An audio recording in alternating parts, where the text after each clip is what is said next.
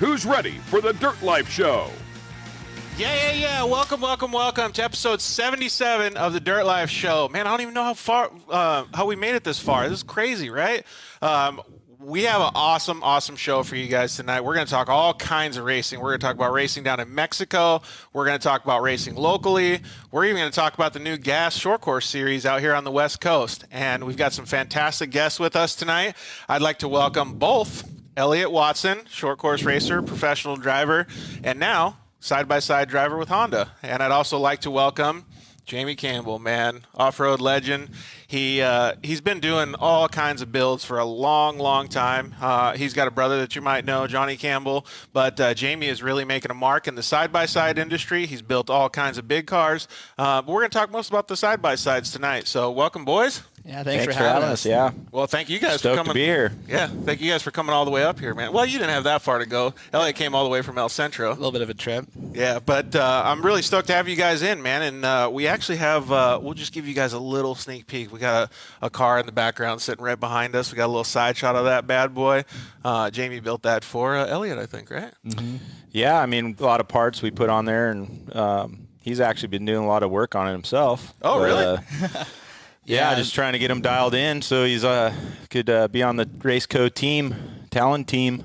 Look at you, dude, getting all hands dirty this whole time, or what? Trying to. It's pretty cool. Everything's been bolt on pretty easy. So this is a car I've ended up getting last year, and I have about 4,000 miles on the thing. But this year got a little upgrade, some new RaceCo parts, and cleaned it up a lot. And now here she is. Oh, right on, man. Well, I'm stoked to talk about all this stuff with you guys tonight. It's going to be a really good show. We also have one of the guys that you know, Eliott. Lee Perfect's going to call in and talk about the gas short course series on the West Coast here. Rad. So that's going to be really cool. He's going to call in about 20 minutes or so. I have history with Lee, too. Oh, do you? Yeah, old MDR racing days. Oh, nice, dude. Yeah. So maybe you could talk to him. Bring that up. when we get him on the phone, bring it up and talk to him about that. Oh, he knows. Oh, okay. So I love hearing those kind of stories, too, because that dates me, right? Because I entered the, off-road racing scene so late, 2015 or 2014. And, man, so I love hearing those older stories. Yeah, those were fun times back then. Were they? Yeah. I mean, it's not that far, you're talking 2000 to 04 MDR days. And That's right when I was born. yeah. Sure. Now he's yeah, thanks a lot. Hey, thanks for Thanks jabbing a lot. us. Elliott's jabbing us right off the bat, dude. I was winning championships when you were born. So crazy, right? Yep, exactly. So excuse me. Thank you guys very much for joining us. As you guys probably already know, I'm Georgie Hamill, host of the Dirt Life Show. I always forget to say my name, so I want to try to make it a point to say my name at the beginning of every show. And like I said, it's episode 77. We're really appreciative of everybody for joining us, man. We had an awesome last episode with the guys at Dune and Destroy right here in the IMG Motorsports headquarters in Lake Elsinore, California. And those guys actually went out to the dunes this past weekend and had some fun, man. They were sending it in their side-by-sides. I mean, like, huge stuff. Unfortunately, Ruslan Greasehands, he bit the dust on that canal jump again. So crazy. I saw a video today of it. Yeah. So what do you guys think about that? I don't jump. I'm not doing it. You're not a jumper? No.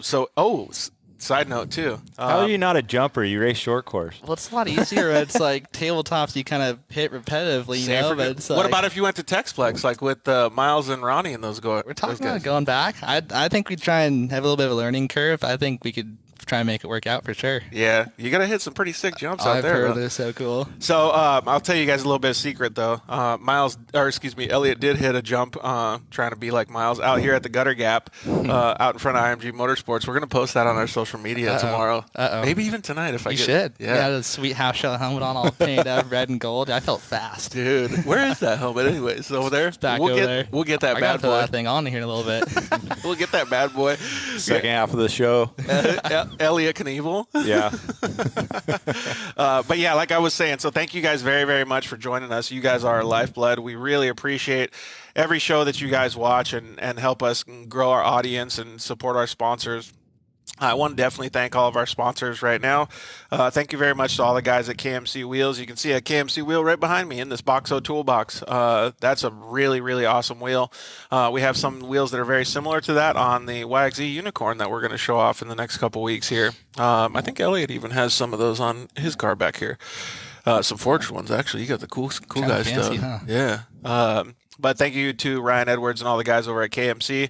Thank you to Ryan Guidus and everybody at EFX Tires. I get to try out some EFX new, I think they're called Motivators. Motivator or the hammer? Yeah, I think these are called the Motivators. There you go. They're a little Sweet. bit more round, not so square. So I'm going to try those bad boys out pretty soon as well. And thank you to the guys over at Zollinger Racing Products. I don't know if you guys can see in the – dude, you'll actually love this, Jamie. But there's a Can-Am side case, a full billet Can-Am side case up there that Zollinger Racing Products makes. And, man, those things are just insane pieces of art. Like Travis is a good dude, too. He just bought parts from me. Solid for dude, a couple man. builds he's doing. Solid dude. So everybody loves the innovation and we're going to talk about this with you as well. Everybody loves the innovation in the side-by-side industry. Thank you to the guys over at Shock Therapy. You can use the code DIRTLIFE and save a whole bunch of money on your guys' ride improvement systems, any of the hard parts that they offer. And yeah, call them up, tell them that Dirt Life sent you. They'll help you out for sure. Thank you to the guys over at Solderweld for always being a part of the show. They make an off-road repair kit. You got to go check out at solderweld.com. Use the code DIRTLIFE and save a whole bunch of money on those bad boys. They can repair your race or repair your ride. And thank you to the guys at CryoHeat. I think you know Josh over at CryoHeat, don't you, Jamie? He did some stuff for us for the BAJA 1000 last year. Yeah, he does awesome stuff. I don't know him that well. Just we've talked and stuff, and he did all of our CV joints and stuff. Super smart engineering guy, man. So thank you to Josh for being a part of the show as well. Go check out cryoheat.com and see all the things that they offer. Lower rolling resistance, always helpful in these low horsepower cars that we have in the side-by-side industry. So, yeah, man, I'm so stoked to have you guys in the studio. We already got some comments coming in. So Kenny Mash is already saying that Eliott Cook needs to jump on the show and check it out. So maybe we should text him and get him to watch because Eliott is one of the guys that you support, right, Jamie? Oh, yeah. So well, and he shares an awesome name. I know, right?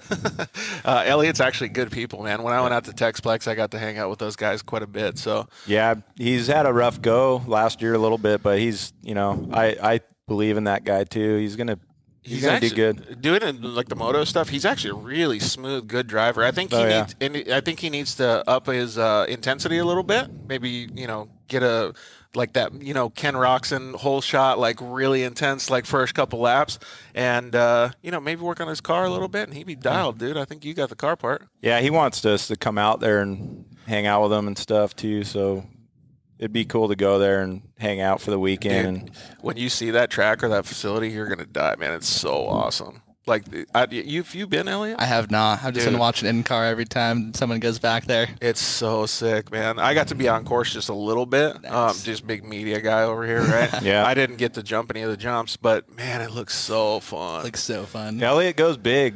Yeah, he does. Yeah, he goes pretty big.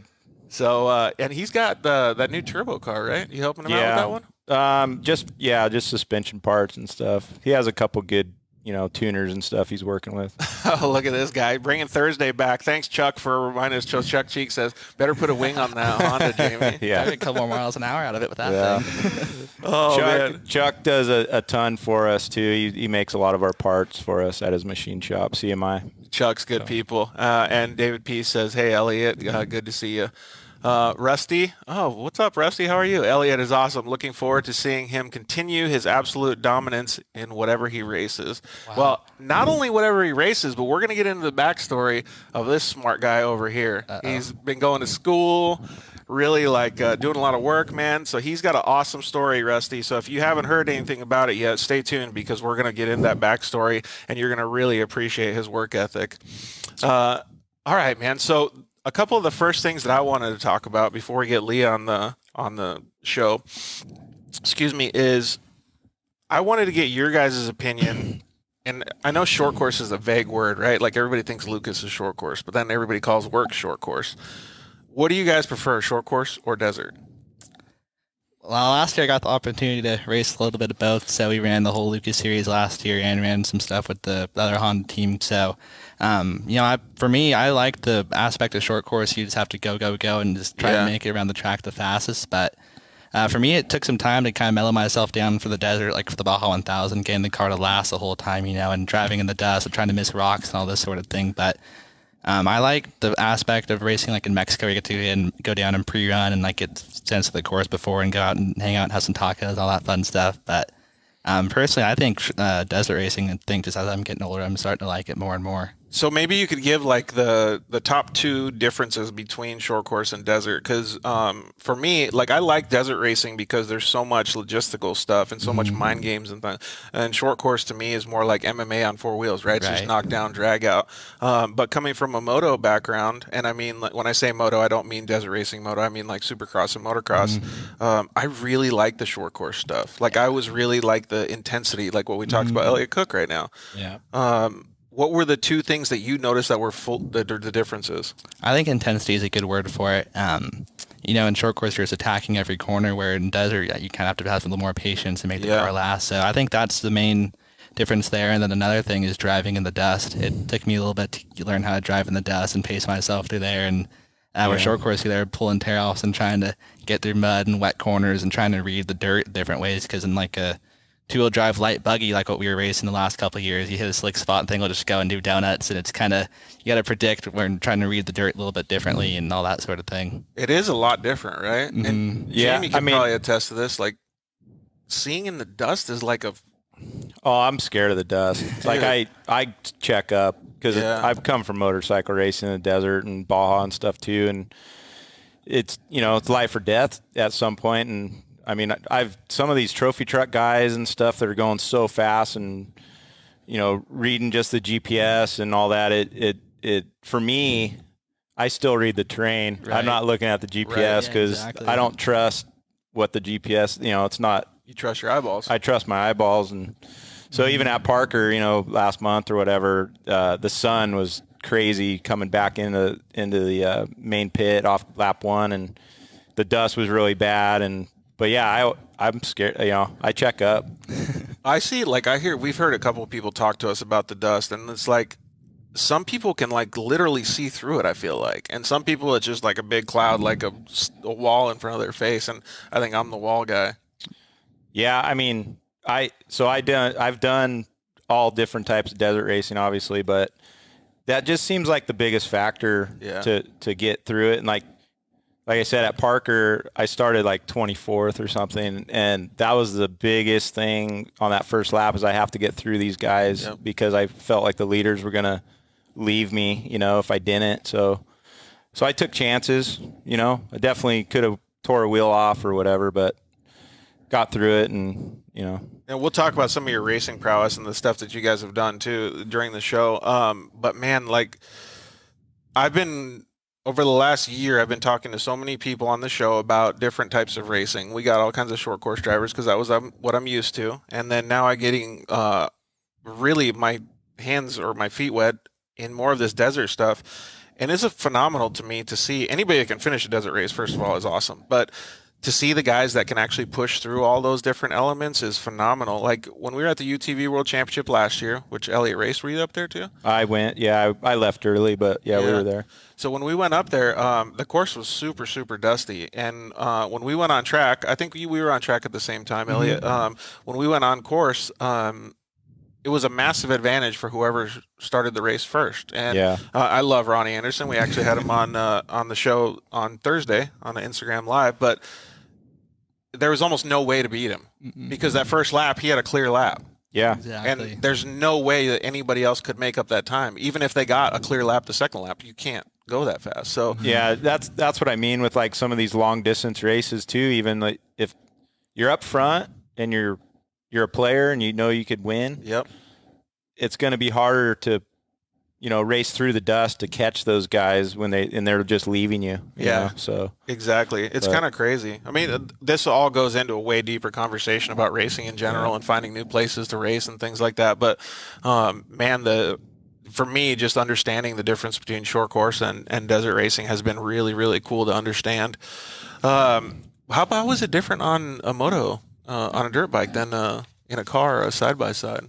As far as what? Desert racing? Yeah, I mean, like, because on a dirt bike, it would I seem grew like I grew up racing Grand Prix, actually, so like 45-minute motocross races, Carlsbad Raceway, Riverside, Paris, like Dude, you're those gnarly. things. But, I mean, on a bike, obviously, there's different courses are way more treacherous than other ones. So, you know, a bike at San Felipe is, you know, we can't necessarily beat the trucks there. We used to beat the trucks at, you know, the BAJA 500, the BAJA 1000 overall, but San Felipe is almost impossible. And it's just because the terrain is so much more treacherous, hidden rocks, that type of stuff. So you definitely have to, you know, ride at 80% versus 100. I still think you're gnarly, dude. Every time I see those guys, like, I remember being a little kid and looking at, what was his name? I thought it was Scott something. Who's the guy that lifted the XR 650? Scott Summers. Is that what his name Yeah. was? Scott Summers. Like, I grew up seeing him in the,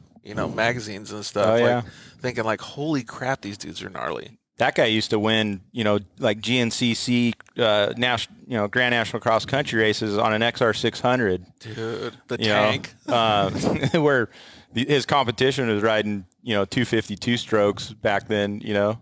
Scott was an animal. Yeah, he really was. But he would come down here with Honda back in the 90s, like when I raced for the team with my brother and stuff, and he didn't ride that fast in Baja because because it's wide open. He wasn't used to that. You know, he was a trees and mud and you know, like so but we go there and we get smoked. Yeah, you know, so it's just the difference. And I think that's what I was getting at is it's so much different for those two different disciplines.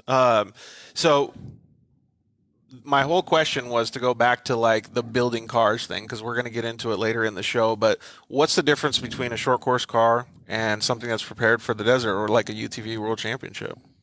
Wow, there's a totally different setup. You know, I've built both. I mainly buggies. I didn't really get into the truck building side of short course at all.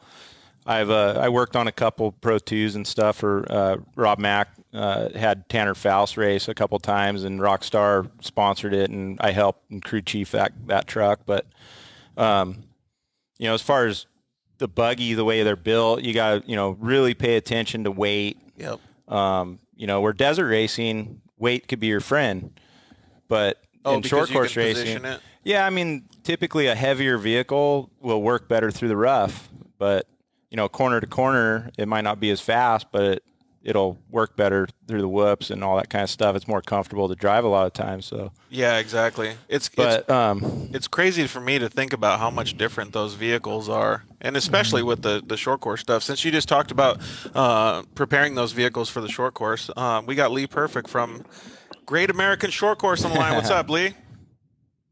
Hey, how's it going, man? Good, bro. How are you guys doing? I got Jamie Campbell and Eliott Watson in the studio with me. How's it going, Lee?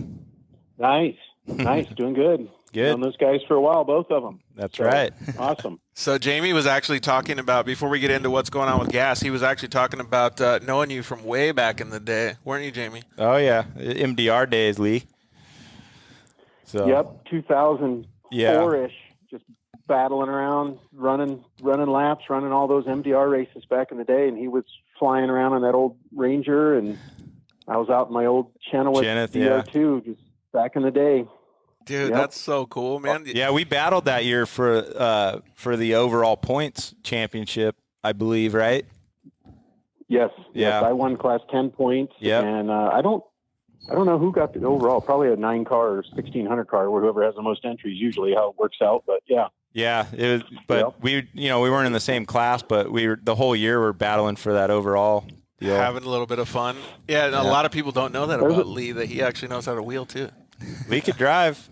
Yeah, been doing a long time. Yeah, way back to the Mint in the '80s. Won the Mint 400, the middle '80s, like an old Class 11 Baja bug, getting out and pushing on the hills to make it up the hills and stuff. I don't know.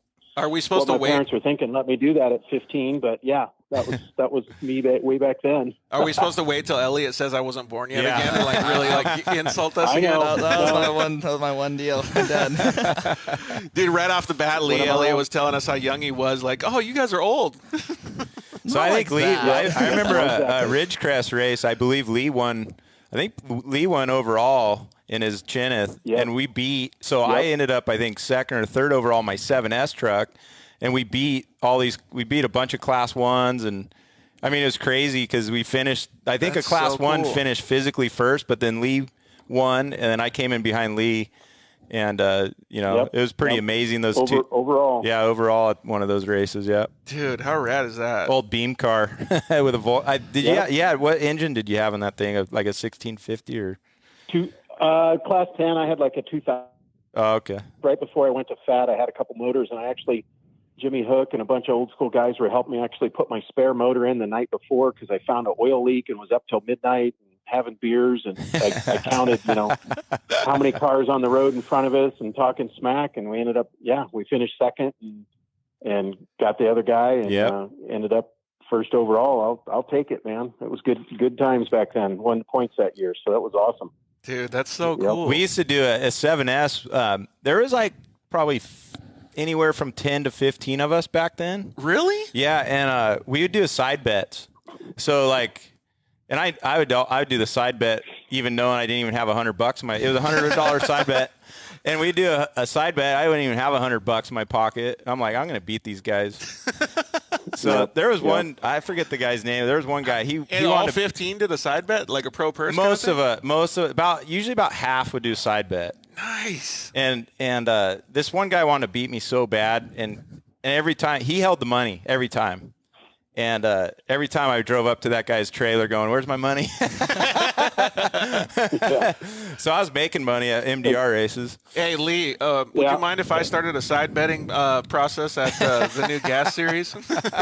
Hey, I always encourage that, especially when we were doing the regionals. Like if somebody wants to come and sponsor a podium or this or that or do a side bet or buy everybody an In-N-Out gift certificate. Like that's all game just to make it fun and give the racers something back, So it's always been a good time doing little deals like that and whatnot. And there's a bunch of guys racing back then. I was always excited if I could beat the A-Arm 10 cars back then because we're racing all together. Oh, yeah. But Fish, Fish was racing back then and what he called the Peace. Yeah, the Peace. I mean, there's a bunch of kind of old school guys from way back when that were just out there every race, man. Dude, racing and getting it done. I love these conversations. They get me fired up because I like hearing all these stories about how people were so excited about doing it. So it kind of like gives us a transition into how amped people are for the gas series. So everything going good, Lee? Yeah. No, we're getting a lot of good interest and feedback, and we've got the bulk of the racers that basically the plug got pulled on it and they're sitting there ready to go, from the trophy carts and the UTVs and buggies and trucks and all that. But then, 2 or 3 limited buggy guys are pulling their cars out of mothballs. And I saw a couple trophy carts get sold and, this guy and that guy, a couple mini stocks. Oh, they're thrashing to get their stuff done, So and another racer just came down for the Vora race this weekend and he got so inspired. He's like scrambling to find a production 1000 car to buy in the next 2 weeks or 3 weeks so he can come back and race with us. So cool. 2, 3, 4 in each class. That's awesome. I think it's really going to getting everybody stirred up, and time's getting short here. So everybody's going to be busy for the next couple of weeks. I know I am, that's for sure, but we're getting it done. Yeah, so. You probably don't even have time to sleep. Well, I got a call from my buddy Matt Gerald in Wisconsin, said that he's going to come out. So he wants to hang out on April 11th at the first race. That'd be cool. A couple back east guys, a pro buggy and a limited buggy guy, a UTV guy. So, kind of all over, people coming out to shake down out here. And a couple of the guys that are going back east to race for the summer are going to bring their trucks and stuff and run a round or two before they head back and get warmed up. So, Ricky G and Corey Winters trying to make it out for at least a shakedown. I don't know. And, handful of people trying to get done before the race and have a good showing. So yeah, that'll be cool. Side note though, I got to introduce myself to this Ricky G kid because he literally lives like I could throw a rock at his house, like wherever I move. So so Eliott, would you be stoked to race this gas series, or are you going to participate in any of them? No, I'd love to, but unfortunately we sold our pro buggy right before they announced the series, so we were going to try and do it, but we sold the car we ran last year. We still have an older Lumicraft car that when I first jumped into the pro buggy class we got, and it's still sitting in our shop. We've been trying to sell it, but nobody's really bitten on it yet, so I think I might dust the cobwebs off and bring it back out for the weekend. See if she still runs, get her going. Yeah, I know, it's kind of crazy. It's like we said that last year, going to go run the first race just for fun and end up doing the whole series. And it's like we try and do it just for fun and might end up getting sucked back in to do the whole year again. So we're trying to play our cards out right now and might end up making it out, but we'll see what happens here in the next week or two. Nice. That sounds like a lot of people are actually doing that, though, Lee. Yeah. Like I said, we're getting some good interest across the board and working on, just all kinds of stuff behind the scenes. Working with USAC, so USAC's going to do the insurance for us this year. So there will be a, little bit of a fee. A lot of racers are used to it, but some of the, regional guys and girls that have raced with us, so going to have to pay just a little bit for the insurance, but it covers everybody. There's even insurance for crew guys. And then if you're planning on going back east, you should be able to buy the insurance and the license with us, and it'll work if you're running back east. So trying to kind of tie things together, make it easier, and vice versa if they want to come out here and run, So that's great. So we got that in place. And using their registration too. So we're down to the final couple of details, and the registration should be up this week, so everybody can start registering for all the classes and signing up and buying tickets and all that. So right now there's participants only. There's no limit on the team members and this and that. And then we did get opened up with the state opening up to the 20% for sporting events. So all our racers and people, quote, on the back gate are all good to go. And then we've got 300 tickets for Saturday and 300 tickets for Sunday to just kind of the one-off spectators, whoever wants to come that aren't with a team. So we'll be able to get a little bit of people in there, and hopefully it opens up even more by May. But that's better than nothing, At least we get 600 people in there to watch that wouldn't have been able to come that aren't with the team. So we're going to have that info up probably next week, and it's just 300 for Saturday, 300 for Sunday, and when they're gone, they're gone. So we'll start promoting that and get the word out when those go up for sale online. So, dude, that's cool, man. It sounds like you guys have really been putting in the work. Poppy's been kicking butt, I guess, huh? Yeah, she's kicking butt, and she's kicking my butt. She's highly organized and detail oriented, and I tend to maybe bounce around on 2 or 4 or 10 things at once. So she's like, okay, where's your list? Get it going, So she's good. She's kicking me in the butt, and I'm, looking at things that take some time and getting those in motion, and, unwrapping trucks and taking stickers off and getting, working on getting all the branding changed and stuff like that, and kind of getting into some more of the mechanical stuff and all that stuff ready to go. We got the semi. We bought most of the equipment from Lucas Oil. So we got the big semi and trucks and trailers and registration trailer and timing and equipment and radios. I mean, we got all the tools we need, which is awesome. So safety stuff, we got all the safety tanks, safety employees, all the same firemen, EMTs in the trucks. Homatro sending us jaws of life again, like we've had the last few years. So it's no shortcuts have been taken on the safety and the equipment and all that. So it's all the same good stuff, and replaced by Homatro, and we'll be full top of the line safety stuff like we have been in the past. So dude, that's everybody so good. should be commitable with that. There's so many moving pieces and moving parts to like having an organization like this, man. Well, I'm stoked to see Lee do it because his Sportsman series through Lucas was so good. Sometimes I thought it was better than the big series, So there was one regional. I forgot what year it was. I think it was maybe 15 or 16. But we had at Glen Helen, we had 38 or 40 UTVs on the track. So crazy. And I think it was crazy. And I think it was out of control. Actually, I think 25 to 30 of them actually finished. And there was probably only 3 yellow flags. Like, I don't know. Wow. It was like a miracle. It was 30 something, and that's when I realized that's too much. It's like the we started. We did. Do you remember that race? Do you remember that race at Paris Auto Speedway Ricky Johnson put on? Yeah, dude, we had 32 light buggies on that little track at one time. Right. Yeah, it was crazy. Yeah. We were crashing all over the place. It was fun though. What's the most people you've ever raced against in one short course race, Eliott? I think it's got to be a couple of years ago at a UTV race at Wheatland, either there or at Crandon in the UTVs. I think in the Turbo UTV class there was like 40 cars or so, and it was just nuts. Because at least Crandon's open a little bit. Yeah, but you have the land rush start, and it's like you're all funneling into turn one at once. Crazy, and it's just like it's nuts. So dude, that is nuts. They probably had 3 or 4 rows deep. Yeah, exactly. On the start with that many cars, right? Exactly. Yeah.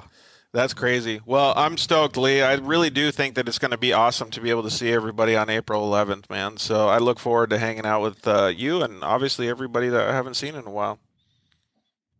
Yeah, no, absolutely. And I don't know if you guys all caught the news last week. So, Dave and Robbie got big ideas and take over the off-road world kind of fun stuff. So we did that announcement last week that the class championship winner for this year in gas, Mod Kart, Production 1000, Production Turbo, Pro Buggy, Pro Light, and Pro 2, all those classes, the winner in each will go into an SST truck to race a special one-off race at King of the Hammers next year. Wow. And then that'd be cool. Trying to make another stepping stone from that and get some sponsors lined up that the winner of that can maybe go on and run the full year in SST. So just they've fully embraced and get the short course series, the family feel, the regional racers. We don't want to leave them behind and make some opportunities to climb that ladder and have a path maybe to go up through the classes and get into the big leagues. You know what I mean? So I love to hear that was that, a man. super exciting announcement. Yeah, and Eliott eyes just lit up, so maybe that means he really is going to dust off the buggy and get out there. I was about to say, what do you think, Jamie? Can you build a Talon in 2 weeks for that, or what do you? This one looks good. That's close enough, right? Just put the lowrider. We can make some adjustments. Put the lowrider suspension on that. Yeah. Some 26-inch Hoosiers and go Call for it a it, day. dude. Get some shorter shocks on there. Yeah, Be ready to go. Get going. Well, actually, Don't tempt me, dude. Well, I think I you can have race it. UTV and Pro Buggy, then you got two shots. Yeah. There you go. So- There you go. look at this salesman over here. Jeez. Hey, so And just the live stream, Dave and Hammer King has done the live stream at King of the Hammers, so they're bringing all that production to us, and we're just going to start growing those numbers and having top-notch live streaming going out, and just got some really exciting stuff for the year, and just got to get back on the track. Mostly the same rules, most all the same classes are invited, and like you guys are saying, just got to get back to the family fun and the good times at the races. I agree with and that, treating people 100%. right. And, we got the taco guy lined up for Saturday night, and the guy playing some music, and just hang out and have a beer and BS with your fellow racers and just good time stuff like that. So that's what we're trying to bring back. Kind of didn't lose it at the regionals, but just kind of bringing it back and having good times and making it fun again at the races on the weekends. So yeah, that's what we were talking. We were going to talk about a subject called that. Off-road is usually a lifelong passion once you get hooked, and it sounds like you're trying to reignite that passion for some of these people that may have lost a little bit over the past couple years.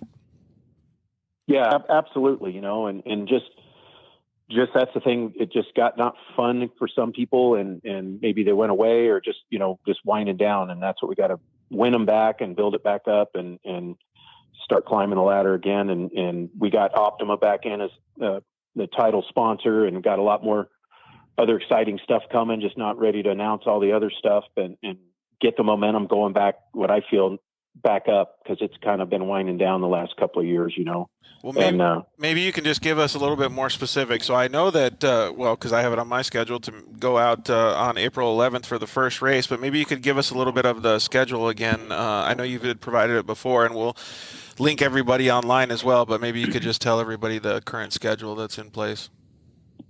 Yeah. So the first one is, couple weeks out here already, April 10th and 11th at Victorville, and get a good, and it's kind of the same thing. It's moving Thursday afternoon, Friday practice, Saturday morning qualifying, Saturday morning racing, same thing, Sunday again. So you can come either day if you're just a spectator. For the racers, you'll be all there all weekend and get 2 rounds in. But the next race, May 22nd and 23rd, will be down at Glen Helen. And, everybody knows that track and that place. And we're going to try to get the vendors back and get the thing again. Hopefully we're opened up a little bit more by then and get some more spectators in there and get that thing going again like it used to be. And then in the fall, October 9th and 10th, we're going to Reno, and that'll be good to get up to that track. It's such a big track and epic track viewing wise. And that'll be kind of cool because the following weekend is Dave's final Ultra 4 race in the Nationals there. So there's 2 big events, 2 weekends in a row. And then come back down here November 13th and 14th and finish up at Glen Helen and finish off the year strong and then trying to stay off the summer months when the guys are racing back east. You know, few pros in each class are committed to go back there, so try not to conflict with those guys, and they'll be able to be done and come back out for these couple of fall races and finish up the year real strong. So yeah, that's good. That you were able cool. to. That's super good that you were able to schedule it like that. Hey, so quick question, Eliott, is did you go over to Reno? I mean, we all like the Southern California tracks, but you went up to Reno, right? I did go to Reno. Reno's rad because you have all the elevation changes there at that track. And Lee, I was going to ask you, what are you guys doing for track layouts? I saw something. I was just going to ask on that. social media. Yeah, I saw a little teaser. There might be I'd a new like to layout. see some more technical stuff rather than all the flat, fast. I don't know, but yeah, we're gonna spike things up a little bit, and I've got and just like you were saying before, all the things that go into it. Well, some of our racers are building a gas station in Victorville, and they got 1,000 yards of free dirt. So we're trying to get a deal on a dump truck and dump it into Victorville and put some new features in. So that's just all the little things behind the scenes that are being worked on. And then we'll get down to Glen Helen next month and get that place tuned up and sharpen things up a little bit. And what's kind of cool is the two versions they did, and I'll reach out to the racers, but the one national race, they raced one track one day and the other track the other day. So I need to see what, is that something everybody wants to do, or they just want to concentrate on one track, one version of the track. And then Reno, I actually haven't been up there in a couple years, so I'll have to see what it needs. But other than a good prep, I don't think anything's happened up there in over a year. So it's definitely going to need a good prep and tune up and clean up on stuff. So, and I'm open to suggestions too, but that's a lot of people been seeing, even down to the trophy carts. It's gotten pretty smooth. And I was there, I was part of that, but you can't get too radical when the car count's going down, because you can't have people wrecking out and totaling trucks, but we'll definitely sharpen things up a little bit and make people work for it a little bit and get a little bit rougher again. So I think it's going to be super. I think it's going to be super cool, man. Yep. I like all of this Bright Horizons kind of talk that we're talking about. Hey, quick question, Eliott. How fast did you get going in the buggy down the hill at Reno? Like, what did you have GPS for I max did not, speed? but we were geared for probably around 93, 94. Yeah. So I wouldn't even have thought that fast. You're moving. I know pretty you're good. going that fast. Yeah. Well, you guys were probably going faster than that, I would have to say, because our UTVs, I think the fastest speed because Dustin Nelson and I both had it, I think we hit 97. So crazy, right? Can you imagine, like, if you could actually keep up a pace like that? And, like, that's just insane. Yeah. So nuts. But, man, I'm glad to hear all this stuff. The craziest thing at Reno, the craziest thing, all the racers think they're hot stuff and this and that. The craziest thing to do at Reno is drive a full 4,000-gallon water truck down that hill. I can only imagine. Without dying. So nuts. I like that track, though, because it has elevation and stuff. Exactly. Yeah. It's different because it has elevation changes, and so that makes it more, a little bit more exciting. You're going so fast, that first turn creeps up on you so fast, though. Dude, it really does. And it's cool that that's one of the tracks on iRacing. So my kids are all the kids are just, and everybody's racing doing all the iRacing on that track as well, so they're just burning laps on it. And a bunch of them never even been there, so it's pretty cool. They're getting to experience it online, and later this year, go check it out. So. Dude, that is sweet. All right. Well, thanks, Lee, for calling in and letting us know all this great stuff that's going on, man. I'm so pumped. I'm so pumped. You got any stories any more fun stories before we let Lee go? I don't think so. Did you guys ever had a lot of fun? Did you guys ever bash? No, it wasn't like that. No, we were just, different classes. Yeah, we just, we were in the battle laps and seeing each other. Exactly. Yeah. Oh, how fun is that? Yeah, the other cool thing we're doing this year, and Corey over at Empey's helping out, is the Class 11s are going to be racing short course with us this year. So that's a whole other class that is going to be out there racing. There's a bunch of people getting their cars ready. And that was like the old school Glen Helen series. Remember who put that? Exactly. Bob, way back when Bob put it on or whatever, and they used to run the big. Bob did it, but even before him, in the mid '90s, right, there was another series, the Baja Cross thing, and everybody ran out there years and years ago. So back to Eliott, when I start telling my old stories and the good old days stuff. So I was asked the kids or some of the guys, like, wait, what were you born? And then I'd throw out in '87 we were doing this or whatever. So funny. I'm kind of used to hear my dad. My dad used to race that all the time, so I've heard the stories a time or two from him, and him trying to tell stories with his buddies and saying who was faster than each other and all their, how it goes. So Hey, dude, one day you're going to be the old guy talking stuff too. I know. It's going by quick. Hey, Jamie, whatever happened to that pro buggy you sold? Did that car ever get put together? Is it, my dream was to race pro buggies. Yeah. Really? Yeah. I built a pretty rad car, and I let it go too cheap, and then it got sold again. I think it's in Cabo.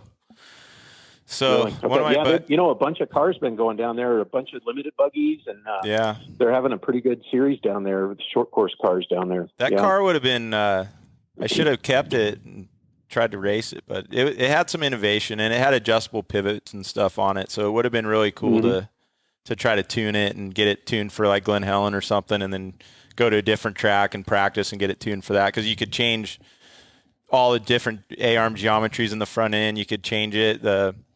It was a pretty cool car. It was small too. It wasn't a bit as big as like Elliott's Lumicraft. It was small. Yeah. Right. Yeah. I think it would have railed pretty good. All I'm hearing here is like there's so much opportunity if we go down there and in Cabo and get that car and put it in Elliott's hands and get back to the gas series. My buddy Twinkie had some cut. He's from Ensenada, and he had a client that wanted to buy it, and they came and they bought it. Reno Navarro actually had it for a while. Oh, really?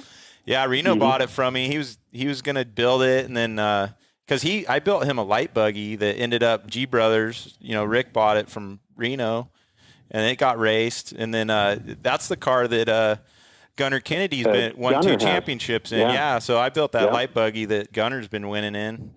And that's a bitchin' car. Awesome. It's a killer car. Yeah, he said it turned totally different and better than his other car, and like he had to change the way he was driving because it was such a different and I had Danny Fodderl. Danny Fodderl had to go back to his the master.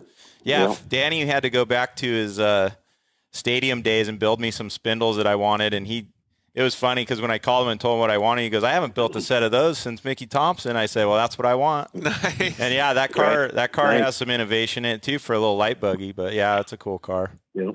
Hey, so Lee, real quick, can you explain the Class 11 for some of our audience that might know what that is, or excuse me, might not know what that is? Yeah. So basically, they've been racing for 50 years or 30 years. I don't know, a long time.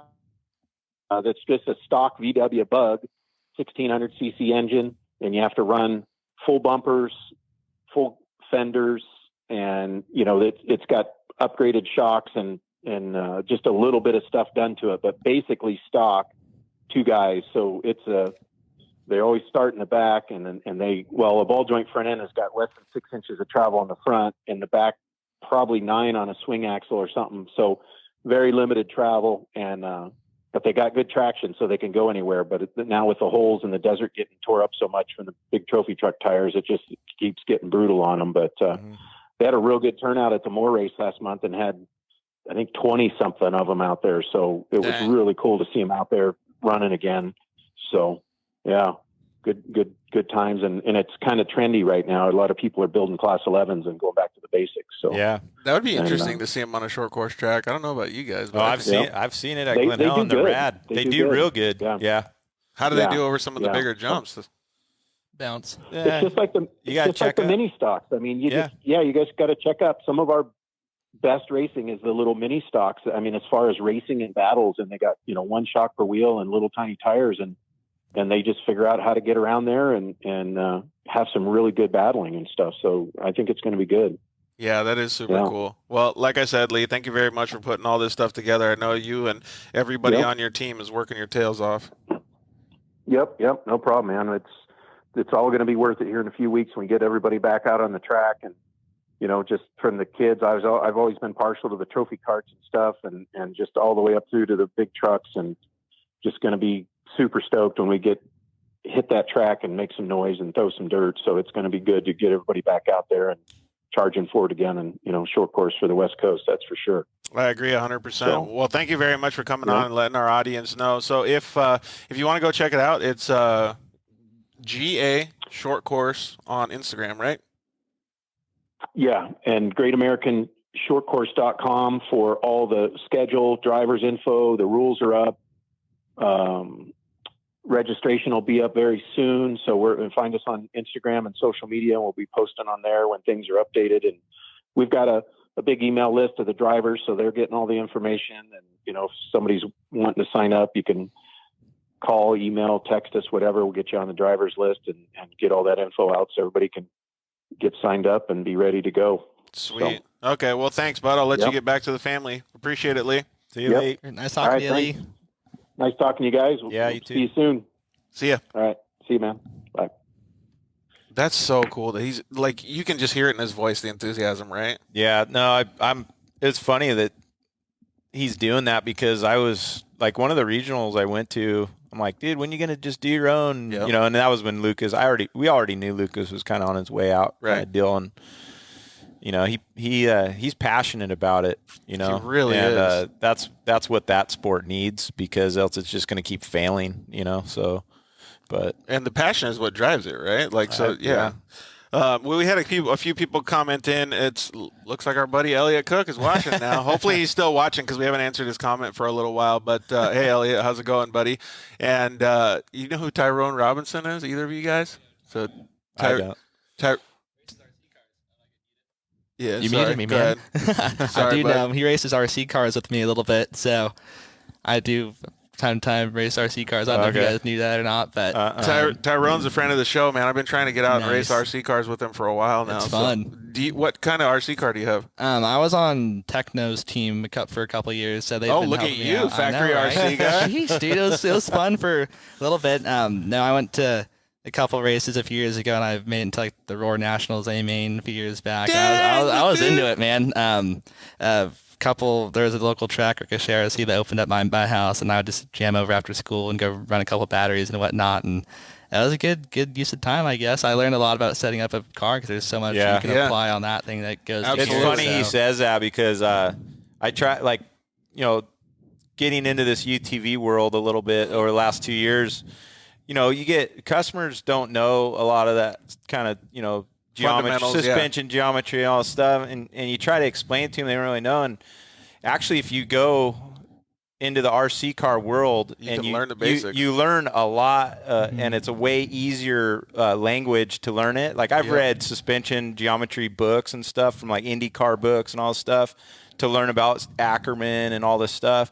But you Google like RC car suspension geometry or Ackerman, and they explain it. It's all the same. Yeah. There's no different. Roll center of gravity, they all have it. Camber toe, everything. They can explain it so much easier. So when I talk to customers, even about Honda Talons and stuff, and I try to explain things to them, I tell them Google that. Yep. And then 9 out of 10 of them call me back and go, "Dude, that was the best thing I ever read." You know, so they start to understand it more. Mm-hmm. And I mean, look how fast those little things go on a track. Yeah. You know, the power to weight. And you're like, insane. wow. Insane, right? You know, and there really is a lot of setup in those things. You know, if you look at like a 2-wheel drive buggy RC car, it's literally 10 times smaller than like the Pro buggy you were just talking about. It's like, you know, you change the front spring on the RC car, it's like exactly what they would do on the Pro buggy. You do toe change, camber change, and it's super. Yeah. When we were racing, like, I was trying to learn the whole Pro buggy deal, it's like I would just go and try stuff on there. I'm like, oh, that worked. I can try on the big car now. And not that you can feel it like with the steering wheel, but you can feel it with the controller on what it does with your RC car. So it kind of makes you think like it's going to do that with your big car. Yeah, exactly. And another thing about RC car racing, it's like your consistency level, because you have to race and focus. It's so hard for that, you know, however long the race is, and that's kind of, you know, you just go that whole time without trying to crash that little car, because, you know, it's like so light and it flips so easily. And your fingers get tired. Your fingers get tired. Like, I get the shakes up there, dude. It's all like jittery. Dude, my ADD kicks in, and I'll get like one good lap, and then I'm just toast. So funny, huh? I do love racing me some RC cars, though, and that's how I know Tyrone, because our co-host from Arizona, you've spoken with, Eliott, Casey Peck, he's a professional RC car driver as well. Yeah, sweet.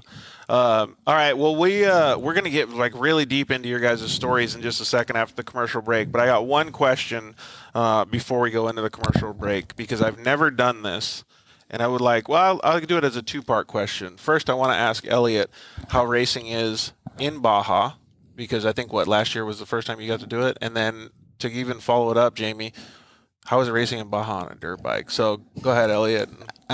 Actually, my first time racing in Baja was in 2016. I got the chance to race in a RaceCo 10 car with Travis Clark and Pat Daly. So I was 15 or 16. I was definitely not mature enough to go out and do it. I was kind of thrown out in the middle of the night and thrown with like some silt, and got to experience that from silt, fog, rocks, all the above. And It was kind of an eye opener. It really got me to slow down a lot, but after learning that, it kind of helped me mature as a driver all the way through, because especially in a race like that, it was a peninsula run, 1,200 miles, and there's so much stuff. If you get a flat tire, dude, set that's you back so 10 gnarly. minutes, and I was a little young doing it, but I've had a blast, and there I kind of sat on it for a couple of years and got the opportunity to go back and race it this past year, and it kind of I felt way more mature and ready to tackle it after doing it before, and then getting and attacking it after I had a lot more seat time and a lot more races under my belt and all that sort of thing. That makes a lot of sense, actually. And actually, you can probably even expand on that more, like the maturity level that you have to have on a dirt bike. Oh, dude, I raced my first BAJA 1000 when I was 16 on a bike. Really? Yeah, and I ate it. Broke my ankle, the whole deal. So they're definitely, and then over the years, obviously, you got to gain maturity, but that comes with experience going down there pre-running. Obviously, I had an older brother that was really good at it, and we would ride and pre-run together all the time and stuff, and so racing bikes down there is definitely, like I said earlier, it's you can't ride 100%. To me, you have to race. It seems so gnarly. It's hard not to twist the throttle, because there's a lot of course that you could go 100. Right. We're going 100 plus miles an hour on a bike, but there's so many things. Even in a car, you got to worry about. You come around a corner, there's cows, there's traffic.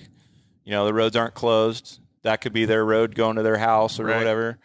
So on a bike, you have to always have in the back of your mind, if I come around this corner, on the outside of the corner, I could hit a car or cow or whatever. Yep. So that's always treacherous. When we've had to open the road, like first bike off, I've never had the experience, but Johnny has, and that's even more pressure, because there's been fences that are closed still. Some of the the locals back then, not so much as like even at the 1,000 this year, I don't really see any booby traps or anything, but back in the 90s, there was it a lot seems of, like they're clearing the course pretty there good. was a lot more activity, like people building, they think they're building a jump, but it's basically a curb that you're going to hit at 100 on a bike and wad it up pretty hard. So, but those are the things on the bike that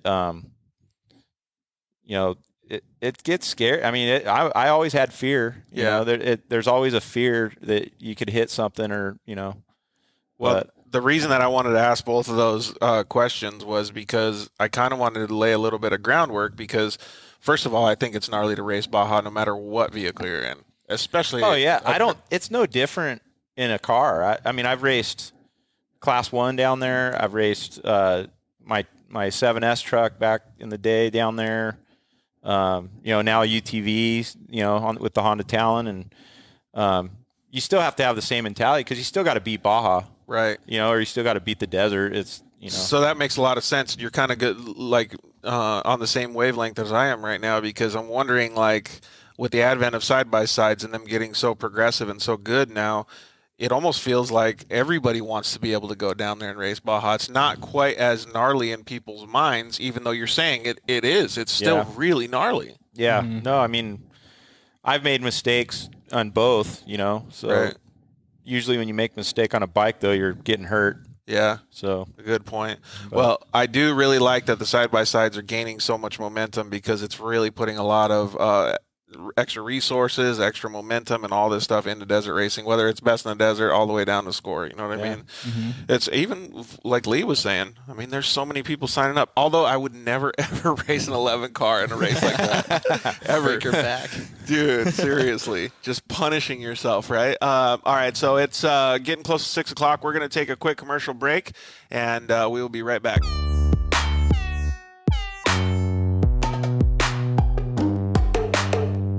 Hello, I'm Justin, the founder of Shock Therapy.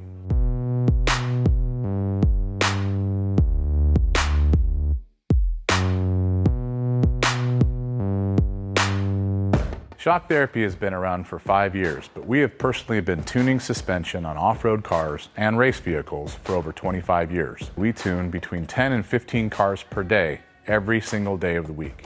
Our concentration is tuning shock systems and supplying components that improve the ride quality of your car in many ways. Not only do we work on the average UTV, but we also tune suspension for race teams and professional drivers.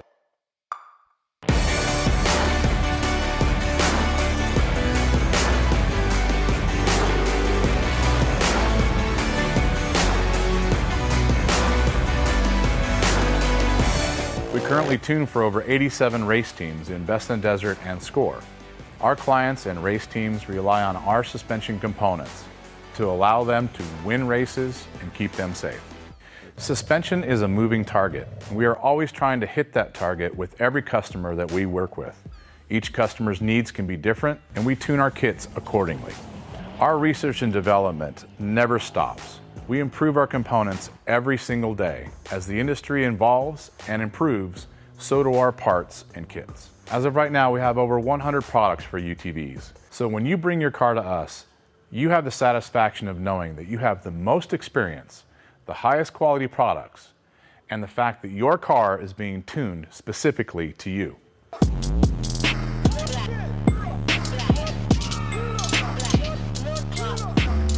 Zollinger Racing builds the best aftermarket products available. Products for your UTV or snowmobile, including billet radius rods, billet tie rods, billet steering knuckles, billet steering racks, alternator kits, and much more. All manufactured in the United States in-house at their headquarters in Nibley, Utah. Travis Zollinger and his team test in some of the most brutal conditions, racing in places like the Best in the Desert Mint 400, Ultra 4 King of the Hammers, UTV World Championships, and many more. Visit ZollingerRacingProducts.com and use the code DIRTLIFE to get 10% off your next purchase, and join us on social media at Zollinger Racing Products to see our products in action.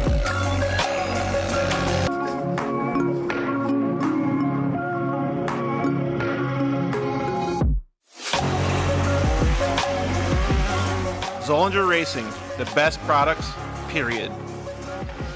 Finally, we got Lance from Solderweld in the studio. Thanks for coming down, bud. Hey, why don't we just record a commercial now? Yeah, why not? So good to be here, man. It's been a lot. I've been trying to get down here forever, and I wanted to talk about the off-road kit. Dude, I love those things. I got it in my pack. Yeah, we're running hundreds of vehicles now running them, whether it's a UTV or some guy's got it in a backpack on his motocross. He's got everything he needs to make a fix right there on the fly, out on the trail, or in the desert, whatever it is. Well, since I've already used one, I kind of know what to use it for, but explain what it does. All right, so let's pull one out real quick. You've got your aluminum rods. Remember, they're rods, right? So, light torch, small torch. You can throw it in there or throw it on the rig with your flux. It decontaminates and cleans, like let's say a radiator. You get a random rock chip runs through as you're racing. You get a rock chip in a radiator. You got to fix it right there, or you're out of the race. You can patch it up instead of patch it up. It's all good to go. Yep, just like welding. Yeah. Also, as well with that, you've got a brake line fix. So with your flux, you can fix a brake line, stainless steel. And then your hot block, heat absorption putty. So it keeps you from getting burned, number one, as well as keeps the heat from traveling. So it's really nice. I've used this not even to fix anything, so that stuff works so good, man. Listen, it's easy. It straps in nicely so that you have everything you need in one little place, and you don't have to carry a big bag in It's like a first aid kit for your vehicle. Yeah, chase trucks have it as well, so that if they need to make a fix on the fly, they can get it done and get it done quick and get you back in the race. Dude, those things are so cool. All right, so it's at Solderweld on Instagram, Facebook, and solderweld.com. Awesome. All right, thanks, bud. Appreciate it.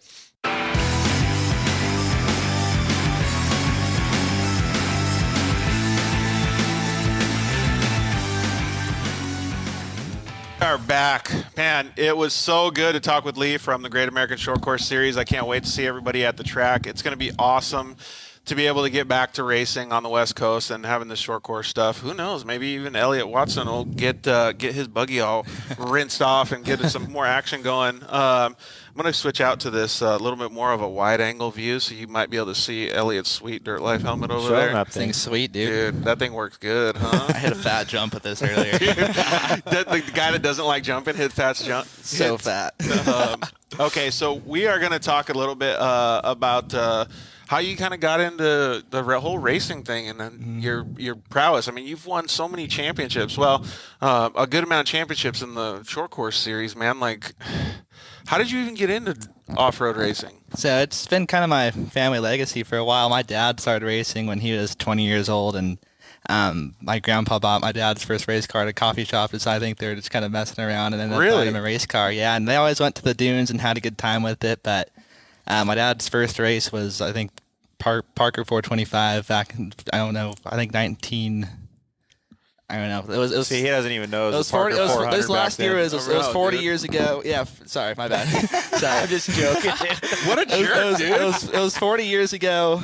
This last Parker, I was there racing a spec truck, and my dad was like, "Yeah, 40 years ago, this was my first off-road race, That's racing cool. here in Parker." So that's rad, man. He got into it. Then he started racing Baja, and he won 4 desert championships in a row down there from 04 to 07 in class 12 and score light class. So he's a big buggy dork, and that's kind of where we got it from. And I started racing, I was 4 years old at our local fairgrounds. They had circle track races, and I raced a mini door stock car. So, dude, it's the age-old story, right, Jamie? Like, you just grow up in the dirt. That's the reason we have this show. So crazy, right? So Brock Hager, he races for Factory Yamaha. He's my next-door neighbor, and there's a couple other guys like Brock Dickerson, and they live down by us, and we all got thrown into racing circle track at such a young age, and we kind of chase each other coming up to the ranks, and did that, run 2 championships there. And when I was 10 years old, I started jumping into the Lucas Oil Short Course Series with the trophy cart. And so you've been doing it pretty much your whole life, I guess, right? Literally, yeah. I've started pre-running with my dad when I was 4 or 5, and just been down in Baja a lot, and I got a lot of miles for being 20 years old. So it's kind of crazy to think about it like that. It is super cool, though. And, I mean, obviously, we're clearly a lot older than Eliott is, but it's the same. It's the age-old story, right? Like, same with me, like parents, family lineage, going to the I mean, my dad was a big recreational, go camping, do that type of stuff, but he's the one that brought us up racing SRA. So, SRA Grand Prix. But you guys started on 2 wheels, though. Yeah, 2 wheels. Yeah. I built my first truck when I was 18. Really? I was still racing bikes, but I out of high school, in high school, I got a job. I started off working at a Volkswagen repair shop in San Clemente called Shade Tree. Oh, nice. And they raced 1600s in Class 9 and all that. So I got to help them work on their race cars a little bit. So that's how you got into the 4-wheel stuff. That's how I got in. Yeah, and then I worked at an off-road shop after that in San Clemente called Full Tilt, and that's my buddy and I that worked with me. We decided to build a truck, a little stock mini Ford Ranger, and nice. We raced it like twice. We couldn't afford it, So, but we built it in his garage. It took us like a year. Was it daily driver too? Oh no, but it was a full roach. It was really bad. Like we learned how to weld on it and stuff, So crazy. But you guys did it though. Oh yeah, that's super cool. I mean, the only reason I started racing 4 wheels is I wanted to do it so bad, so I had to teach myself how to fabricate. Yeah. And my first couple trucks I built by myself in my garage, you know? So just like a lot of these kids nowadays are doing. Just went out and bought a welder. Yeah. Just hand grinder and a welder and chop saw and start accumulating tools over the years. Mm-hmm. So, have you ever done any fabricating or any welding or anything, Eliott, or no? I was just telling Jamie earlier about my first time welding, so I'm not a fabricator at all. I need to learn it. I want to learn it, but my first time fabricating, I think I was about 12 years old. Brock Hager and I were at my company's Christmas party there, and my dad, someone was using the welder and it was on. I'm like, hey, can you show us how to work this thing? And there's it's on, but they didn't have any metal or anything laying around. So one of our guys, he still helps us pretty much with our race program, is Roy. He had his toolbox sitting there, and he had some wrenches in there. My dad's like, oh, just start welding those things together. So he just took all his wrenches and started just buggering up together. And they came out so terrible. Then that's hilarious. Roy came over a couple hours later, and there's just a stack of 30 wrenches all they're snap-on together. Snap-on probably. might have been. So funny. But he hates when I tell the story because he just walks down the corner, his eyes just get so big, and he's like, what did you guys do with all my tools and all of his wrenches? Because you smoked all his tools. Yeah. So that's my beginning and ending of fabrication. I actually, me and Brock built my sim frame for iRacing. He built the sim this year for when the whole pandemic thing hit, and nice. He's kind of boogered up a little sim chassis and had a little steering wheel there and welded a seat and thankfully it doesn't move or else it'd snap right away. But I'm starting to kind of flex a little bit when I even sit in it, so it's starting to fall apart a little bit. But I think you might know a guy that you could get some tips from. I know, right? Yeah. So, well, that's actually a good segue into what I was going to talk about with you, is because one of the things that I think is most fascinating with you, Eliott, is that you're so goal oriented and goal driven. I mean, you've come up through off-road racing, and you've done so well in off-road racing. But even more amazing to me is you're so driven to be educated, and you're going to school to be an engineer, right? Yeah, the electrical engineering, it's nuts. So that's what I'm going to school for right now. And our family owns an electrical contracting company, so I'm hoping I can tie that in somehow over there. But it's nuts. The last semester, when we got sent home from school, we've been doing it all online. But that's why we got to race so much. You like it better doing it online or no? I like the conveniency of it, but I don't feel like I take as much away from it. So, last semester, racing probably has to do a little bit of it. Like last year, I did my midterms in Chandler in a hotel room after practice. I wouldn't practice, and I came back to the hotel, and I took 2 midterms, then, race that weekend. Then finals, I actually took the week of the 1,000 there in Ensenada. So it's like that part about it's nice. Like I got to go pre-run at night, and I took, 5 tests throughout that week trying to scramble it all together. And it was hard. That 1,000 week could kill me, trying to go and pre-run at night, then get back and go do tests in the morning and all, and try and multitasking. It was nuts. So I had a blast and super thankful to be able to have the opportunity to do it. But it was it's different dedication levels. I don't even know how I just powering through no sleep, trying to get through and go pre-run and remember. Hey, so he's going through all the young guy phases right now, right? But so Jamie, you and I we can answer this question wholeheartedly, being what has racing and what has the off-road industry taught us now, right? But he's going through it right now, so let's ask him the question. What do you think racing is teaching you to be better at in school, and then vice versa? I think racing, it teaches me, there's a lot of things actually, but I think one is the hands-on thing, just being able to go and work on the car and see what changes do to the car. Say if you go mess with the shock and you go and you mess with it, you change it, you adjust it a certain way, then being able to go and apply. So are you able to do any of the electrical engineering stuff hands-on? At school, I'm we're getting pretty hands-on with it and all, but I haven't really dabbled into it with the racing stuff yet. Oh. So I need to. I need to. I think it could probably cross over, huh? I hope so. We're working on a couple things. I think that'd be pretty awesome. Look at this guy. Yeah. What? So you think it's going to help your race team then when he comes out of school coming in hot with all these wiring harnesses and all this crazy good stuff? Sheesh. Dude, keep working at it.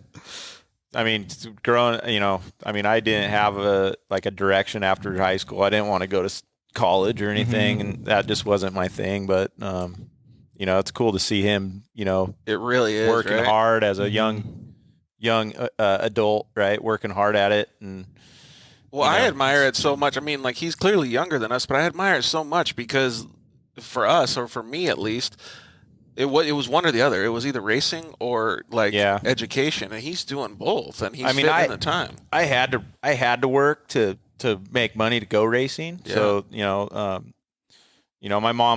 my dad passed away when Johnny and I were kids. So, we worked hard. I had a job when I was 13, working at Shade Tree. But, and once I figured out that I wanted to start fabricating more and stuff, that's when I really, and that probably wasn't until 20, 21 or something. And then I'm like, I want to do this, I think I was pre-running down at Baja. I was up at Mike's Sky Ranch, and I saw Derek Nye there from Dirt Bags. Yep.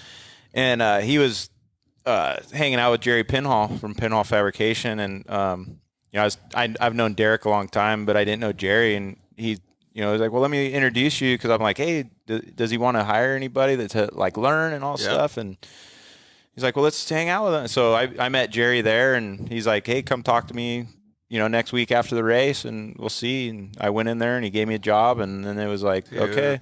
That's so cool, man. First job I have, you're going to build a whole chassis. Yeah. I didn't know how to build a chassis. I'm like, what? Yeah, but it's that whole, and this is exactly the reason why I talked about, starting the show, because it's that whole racer off-road mentality. You just go, even if you're thrown in the fire, you get out. You can build stuff, you can figure it out, and that's what electrical engineers do. That's what fabricators do. Like, you guys are born and bred in the racing environment, and you've been able to understand how to build a business from it. And I think that's what Elliott's learning right now. Yeah. Trying to. It's super cool to see, man. And we're going to talk a lot more about your business too, Jamie, too. But I'm really impressed, Eliott. I really am. I mean, just you being able to go to the short course races and have to like juggle that school stuff. I mean, it's impressive, dude. Mm-hmm. Yeah. Thankfully, last year it was all online, so I was able to go and do stuff at the track. But when it was on campus, it was tough to be able to get away from Miss Classic for a couple of days just to go out and do the racing stuff. But last year there's all the things that happened. I just think that was one of the main takeaways that our family had from it, was being able to go and do all this racing stuff and be able to, focus on it a little more. So it was enjoyable for you guys at least? Yeah. No, we had a great time with it, especially going back to all the short course races. We weren't planning on doing that. We went to the first round just for fun, and that was kind of a good getaway, because it was like the first race that opened up since like the pandemic. I think it shut down, and then Glen Helen happened, and it was like our first real thing. All of a sudden he gets a hall pass. He's like, we're going to race it. Right? And now being a dad, I have older girls too, and being involved with your kid, whether it's playing baseball or whatever it is, right, off-road racing, his family is behind him and they're supporting it, and that's what I've always tried to do with my girls. And you see so many kids his age that are they're out partying, doing whatever it is, and their parents don't care what they're doing. They don't care where they're at. Yep.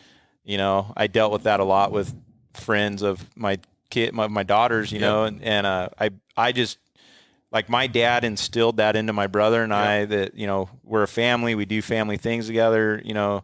My mom kept my brother and I racing after he passed because she knew that that's what we wanted to do, so. But it builds so many different fundamentals, man. Yeah. Like, I know that, like, and that's where I'm going with this whole topic is, like, Eliott might not realize it now. You clearly realize it because it's going down the next generation for you, and your dad had the generations with him, and it's so cool for me to see. Like, you're doing it right now. You're literally living it right now, and you're living the dirt life, and it's creating who you're going to be in the next 10 years. It's badass, dude. Yeah, exactly. I'm stoked about it. Thank you for that. Yeah. He forced me to go race again. He's like, get off your ass. Let's go. Let's go, dude. Hey, you need to race Parker. I'm like, oh, God, I just need to work and make money. No, you need to go race. I haven't raced in like 10 years. Really, I haven't raced in that for a long time. Yeah.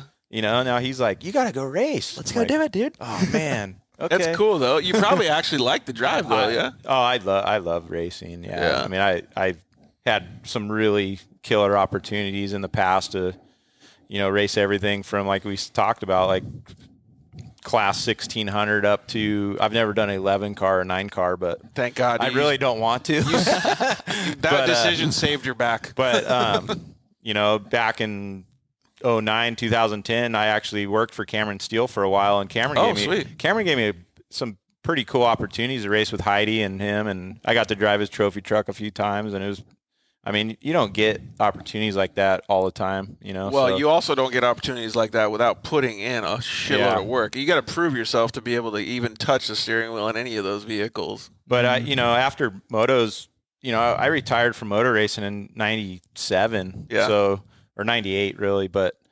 my passion was four wheels, and I did a couple, I built a couple cars, and built a class 1 car for a while. Couldn't afford it, but built it, and raced it a few times, did well, but now, just starting RaceCo, I've been over since 2011 when I resurrected RaceCo. I've just been trying to concentrate on the business and stuff and whatnot. But that's what creates these opportunities to link up with the new generation of talent, right? What was cool is when I did this Talon, and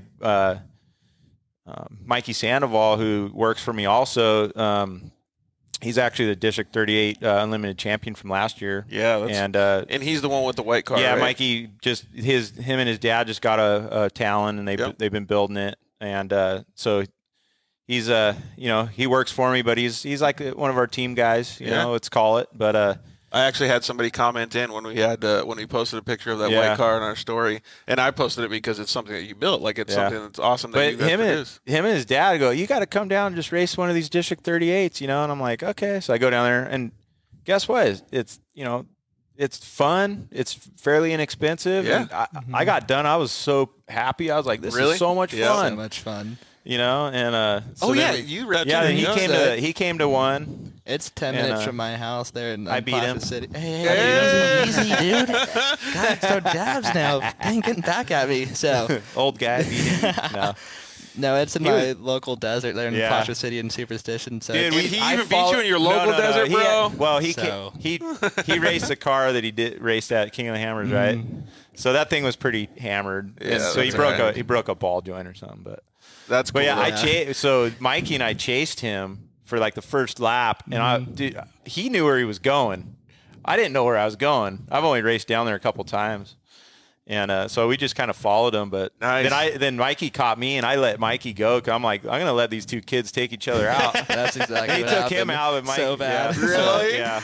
That maturity. I was back here. Oh, dude, totally. But those races, you actually have to. I think you need to go out like a moto race and drive hard the whole time because there's fast guys down there. So this is where I was talking about that whole short course thing. It's kind of like the short course thing, and the intensity is following into desert now. Two races in a row, I went out like, okay, I'm going to be the old guy. I'm going to let these guys go battle and break each other. And I lost both times. I'm like, shit. Next race, I go, I'm going to go full. And I got second overall. And I was there you go.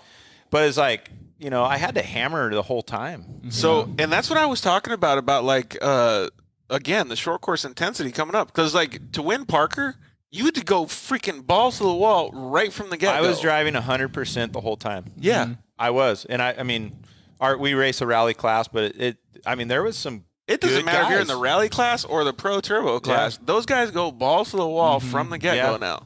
Yeah, we were driving hard.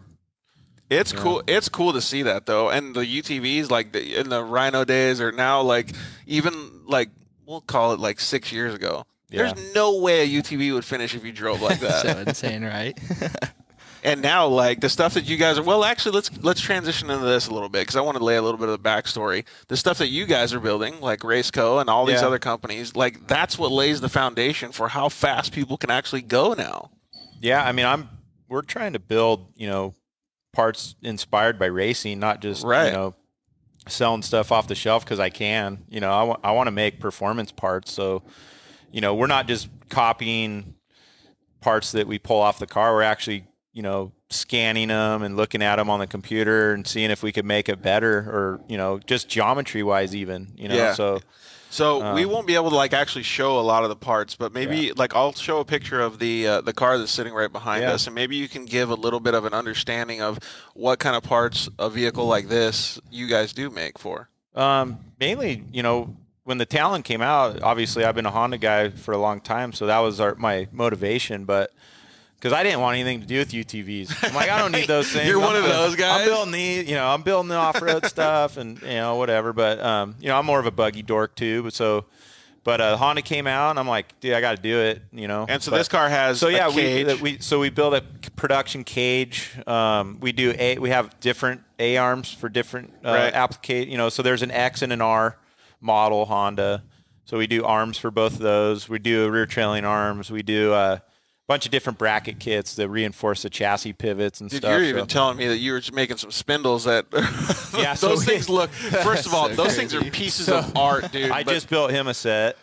So, but yeah, the stock ones are they're good, but you have to put a max mileage on them, I believe. He had a lot of miles on his. They time out at a certain, they time out. Yeah. Just fatigue and whatnot. So, but we built some chromoly ones. They're way too crazy. Dude, they are freaking beautiful, though. But I mean, so like, I want to build parts that you could race on. Yeah. So even the car the Talon we built for the BAJA 1000 last year that we won with, it had all my bolt-on parts. Obviously, there's a lot more fabrication to do a car like that, so the chassis was more elaborate, that kind of stuff. But Hey, so while we're talking about parts, the KWT filters guys said, looking awesome, guys, from the KWT team. Thank you guys, too. Yeah. They came on board. So they're part of your team, right? Before the 1,000, I saw them at a race, and I can't remember where, but I was talking to them, and I liked their unit because there was no power to it or anything, and I was skeptical. Well, before you say how you like it, tell us what it does. So what their particle separator does, it goes. It's like a pre-filter. Yeah, right? It's a pre-filter. It's really not a filter though. It's more of a scavenging device. So when the dirt goes in, it scavenges around, and it collects in a tray before it goes into the air filter. So I don't know all the technology on it, but Ken over there, he's just the mastermind behind that thing. And but I knew. So the Honda has their air filters. In my opinion, not very substantial for desert racing. So I contacted those guys before the 1,000, and they were just on board from day one. Like, hey, we're going to hook you up, blah, blah, blah. So we did the whole BAJA 1000 on one air filter. That's crazy. That's impossible. Yeah. Like I said, the Honda filter's not great, but but yeah, that thing, if we didn't have it, we would have had to do 10 filter changes, Yeah. Mm-hmm. So yeah, those guys are stoked. They just hooked Eliott up today. Yep. Nice. I made this bad boy? Oh, yeah. I made the stop on my way out here. Oh, wait. I think I see a KWT sticker over there. Yep. There you go, on the lower door corner. Exactly. Yeah. So I made a full trip today. Made there earlier this morning, got all installed, and quick little video coming out there, and ended up here this evening. Look at you, driver, sponsor guy. Getting it all done. So that actually brings me to my next point that I was wanting to talk about, and that was, we kind of talked about it a little bit before, the differences between short course and desert, and Eliott is a good person to talk about it, at least in the younger generation. You guys did really, really well in the BAJA 1000 last year. Maybe, coming home with victories, actually. The Unlimited class with Eliott, and then Pro NA class with you, Jamie. Yeah. Yeah, I mean, we went down there. The cars we built were for couple guys, Paul Barnhart and Francisco Arredondo, and I raced with Francisco, and I brought Cisco Bio on board. He's a longtime friend of mine. His dad's famous Class 9 racer, Pancho Bio. But anyways, yeah, we finished those cars, and we only had 30, 40 miles of testing on them, and Wayne from Alltech went and helped me tune on stuff, the Fox shocks and stuff. And, we just had a good, solid day in our car. We didn't make any mistakes, just drove around, We pre-ran a lot. Cisco and I pre-ran a lot. And that was Francisco's first four-way. He's a past 1X bike champion, actually. I think I can't remember the year that he won that thing. But yeah, he didn't have very much time in the car, and but he did great. Well, so one of the things that I got from that statement was there's so many people moving into the side-by-side industry or in the side-by-side racing. Has your dad driven a side-by-side, Eliott? Like, is he like him? He does. He's still a buggy or is he dork at heart. Here we go. Here we go, dude. It's funny. He has his own Talon that he got last year, and he's like only driven it a handful of times, and he goes out and cruises around the desert like chasing me sometimes, but loves it. He does. It's cool. It's something for us to do on the weekends. We'll just go and leave our house and go cruise around 150 miles or so and come back. And he's lucky he could drive right out of his driveway. That's cool. Like the last District 38 race we ran, I just drove the car straight from my house. We got it thrown back together after Parker, and he'd shake it down real quick to make sure it all worked before he got to the track. And I think he showed up like 2 minutes before the start. Yeah, because he was calling me panicking. My car doesn't run. Yeah, when in Parker, I was pissed off getting out of the car, and I left the intercom on, and it killed the battery throughout the week. I didn't start it before the race. I'm like, so I got jump started, then I drove it down my driveway, and it when these things with the transmissions, how they shift, when it has low voltage, it puts into a limp mode. But it put into a limp mode, but I couldn't tell what the code was, so I called Jamie like, hey, do you think there's something that got messed up in the diff or in the transmission or something just, down the line? He's like, what did you tell him? Just throw in a battery? I just said drive it. Yeah. I mean, I just said go drive it, or I don't even remember what I can't remember. You said you're kind of out of luck. Yeah. So I swapped the battery out, and just away we went and kind of cruised on along. Nice, dude. So funny. Shows up right before the race. Literally Did drove. you do good?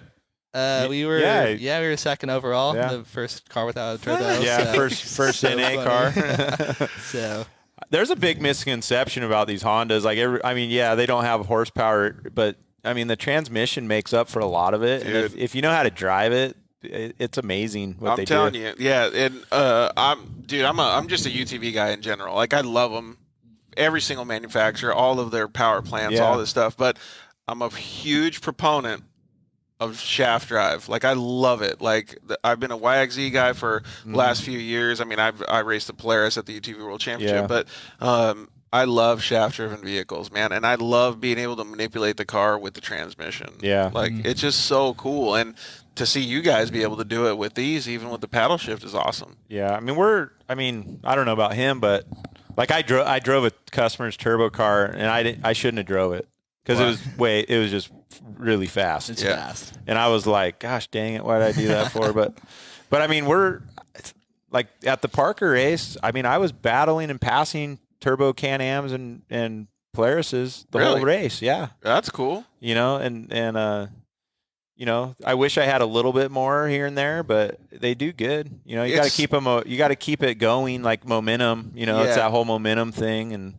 dude, there's been so many conversations that we as racers have all been a part of over the last 5 years, right? Like, whether it's a race car, like a Class 1 car, a 10 car, or now in the side-by-sides, right? Like, oh, we're blowing belts. Oh, well, now they hardly blow belts, right? Like, they just, the belts last so long, and now these things are coming. Like, I can only imagine what we're going to be talking about in 3 years from now. Crazy, like, right?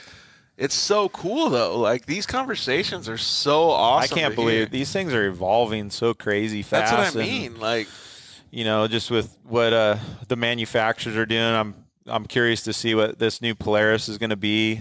If you know, and then Robbie's coming out with his car, and exactly. Whatever. So it's like, it's gonna get even the evolution. crazier. Yeah, it's gonna get way crazy. And that's exactly what I'm saying. And I don't know if you feel like it, dude, but seeing some of the parts, seeing some of the cars that you've built, like, you're on the forefront of that, Jamie. Like, I think you should give yourself a little bit of a pat on the back, dude, because first of all, you're doing a phenomenal job, but you may not understand all of the knowledge, all of the dirt life stuff that we talked about that Eliott is going through right now. You've been through those processes already, and now you're applying all that stuff into your Talon programs and helping build that again. Well, I think that's why we did pretty well at the 1,000, I guess I should say. But, like, you know, I took a lot of the, my experience that I learned even with off-road cars and, put that same effort into the Talon when we showed up at the start line. And, like I said, we had a pretty flawless, I think we had one flat tire. That's, we missed a VCP. So we won the overall down there. And then, we missed a VCP by like 60 feet or something. And it was a pretty common, a lot of people missed it. Some people are like, oh, you guys cheated and all stuff. It's like, no, we didn't cheat. We just, it was a mistake. We missed it. Yeah. So we got a 10-minute penalty for that, so we lost the overall by 50 seconds. So Wes won, Wes got the win, and he deserves it. Yeah, he did great. It's funny, he posted a video like a week ago or something. Yeah. And he was broken fixing his car, and we went by him. And he's like, what was that? It's like, that was a 1900 car, So I was laughing. So I sent him a message. He's all, that was killer, huh? I go, that was funny. That's awesome, good. though. Yeah. And that's the whole thing I'm talking about. Like, everybody's like the camaraderie in the side-by-side industry, and everybody's out there to have fun. And, well, first of all, like I didn't say it before, congratulations to both of you guys on those performances. No, I mean, he won his deal, and, I was happy to catch their car, though. Yeah? Yeah. Go passing. Were you pissed? He wasn't in the car. I think Steven was, right? Yeah, Steven Eugenio was in the car. He had a broken header the last couple little mileage, so he was just kind of limping it back to the pit and got all swapped out, and there goes Jamie. So San Felipe is I did the whole San Felipe loop, though, from Valley de Trinidad all the way up. That's a good portion of it. All the way up to Highway 3 where it crossed the highway right there. And San Felipe is my deal. I love it. I love it. A lot of people don't like Felipe, but I do good there. You're stoked on it. And nighttime is now that my eyes are good, I had eye surgery or cataract surgery in both eyes already at 46 years old. But and now your eyes are but dialed. at night, I love nighttime. So we railed pretty good. Nice, dude. dude. I think we were an hour ahead of when we thought we were going to get out of the car. No shit, Yeah. really? Yeah, we thought we were going to average a certain miles per hour, and we were an hour earlier. Dude, why you guys got a low ball, man? I don't know. We just had a good night, So. Hey, so Jeff Angel just commented in saying, "Yep, taking a ride in a turbo car totally ruined him too." Dude, I was like, man. But Oscar Jackson, actually, we talk every week almost, and he's like, "I need to get you a turbo," and I'm like, "Nah, I don't want one." Yeah, I don't want to put one in. Keep it reliable. Well, dude, you guys still killed it last year. I mean, like going through and placing so well in the Baja 1000, you got to be proud of that. And then, like, I guess that does give you an understanding of whether does it need to be like forced induction, or can it be normally? You know what I mean? I don't know. I mean, I think a race like the 1000, we're fine. Like, I think the NA car does fine because it's such a long race. I think in a shorter race, dude, we're not going to do as well as a turbo car. That Parker race, I could totally see. Yeah. Like a turbo would have super helped in that race. But I mean, I want to say the fast lap was like a 106 or something. I didn't see the whole result from Parker, but like I did a 120 lap, and my Talons. Our Talons are pretty stock. I mean, even though we got arms and stuff, they're still stock geometry, stock width. So I had stock shocks. I did a 120 lap there. I thought that was pretty good. Yeah, and it's not like you haven't driven a fast-ass car before. I mean, like you understand the difference in the speeds and stuff like that. So it's pretty promising for you to say that the Talons can keep up that pace. Yeah. I first of all, I think that you guys had a phenomenal race last year. I wish we could have talked earlier, like in November or something, right? Yeah, that would have been cool. But it unfortunately didn't work out, but it's still phenomenal for me to see. And full transparency, you even told me at the shop, you're like, dude, these things are built good. They're pretty good. I mean, I've worked on some of the other brands, and there's good and bad. Every vehicle has that. Ford, Chevy, doesn't matter what you're talking about. There's good and bad. I think more good than bad with the Honda. But, our Baja car that we rated, Francisco's car is it's stocker than you think. But you were telling me that thing's a fucking tank, dude. Like, you got to lighten that thing up, dude. There's no way to lighten it up. I don't know, man. It's pretty heavy. Let's talk to the engineer. I think Jeff's cars are heavier than our cars. A lot. I don't a lot heavier. I don't know what these desert cars have to get lighter, dude. Somehow, because trust me, and I don't build when I tab a car, I really think about it. Like you see one of my Class 10s, the cars that you build are badass. I mean, I got guys like John Cooley telling me that I don't know why you don't sell more cars, this and that, but it's like Mikey just chimed in saying, well, he said 63 miles per hour all day. So Mike Sr., he rode with me. So Mikey's dad rode with me at 1,000, and dude, it was. I mean, we could have had coffee. Like, it was like a sandwich. So funny, right? We were on this long stretch. Like, it was kind of uphill, and he's like, "Is that it?" And I'm like, "That's it."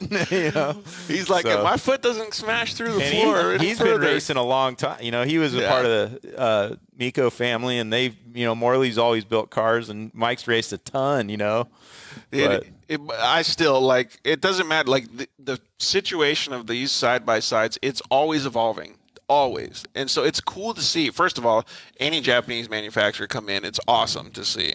And so for the Hondas to have such a good showing in these races is phenomenal, dude. Like I mean, you guys can wheel. Like, don't get me wrong, but like a vehicle by itself doesn't win the race, right? Yeah. Like, so for you to say that the car is good the way it is, and for me to be able to see in your shop, and I think you've posted on your social media as well, your naked car. Yeah. And for me to see those things do so well is just, it still blows my freaking mind. I mean, like, everything, other than the differentials kind of worried me at first because the Hondas are pretty small. So, I had Weddell Industries go through those for me and make sure they're good. And other than that, I mean, the drivetrain was, like I said, those cars were brand new.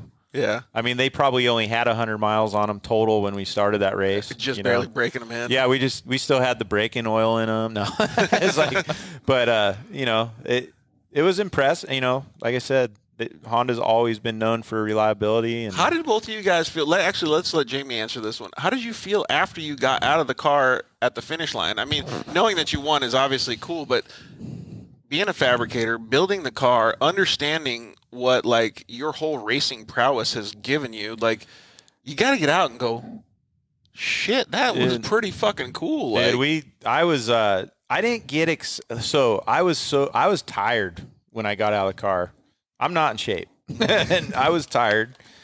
And Cisco got back in, to go do the rest. And when it didn't really hit me till we got to the highway at 77, and I'm like, hey, we're winning this thing, you know. And I was like, dude, this is rad. I was like, this is gonna be rad. But I was still so nervous, because we still had, whatever 100 miles to go, and I'm like, oh, and then we go so nervous at 63 miles per hour, and then we go down to Ojos, and we're waiting at Ojos, and here comes, I forget who, one of the monster car. Well, obviously Wes went by, and then one other car, and then another car, or whatever. But then, like Mark Burnett's guys were parked over across the way, and they're just like, dude, thumbs up, and you guys are killing it, and all this stuff. And I'm like, oh man, I was a nervous wreck though at Ojos. Really? And then when the Cisco goes by, and I'm just like, okay. And then I was still a nervous wreck going into town, till I knew he was at the finish line. I was good. That's a racer in him, dude. Yeah, I was just like, we celebrated that night, which we shouldn't have, but we celebrated. And then we got the overall taken away, obviously, but it's still bitching. Dude, it's so cool. And I'm still like, we'll talk about Eliott too, but like, it's so cool for me to see side-by-sides used to barely be able to finish a desert race. And now they can do so well. I mean, they're placing in the top of the good cars. Dude, I was battling with Class 10. That's what I mean, crazy, dude. right? It's insane. I think I was battling with Travis, I think. Were you? Yeah.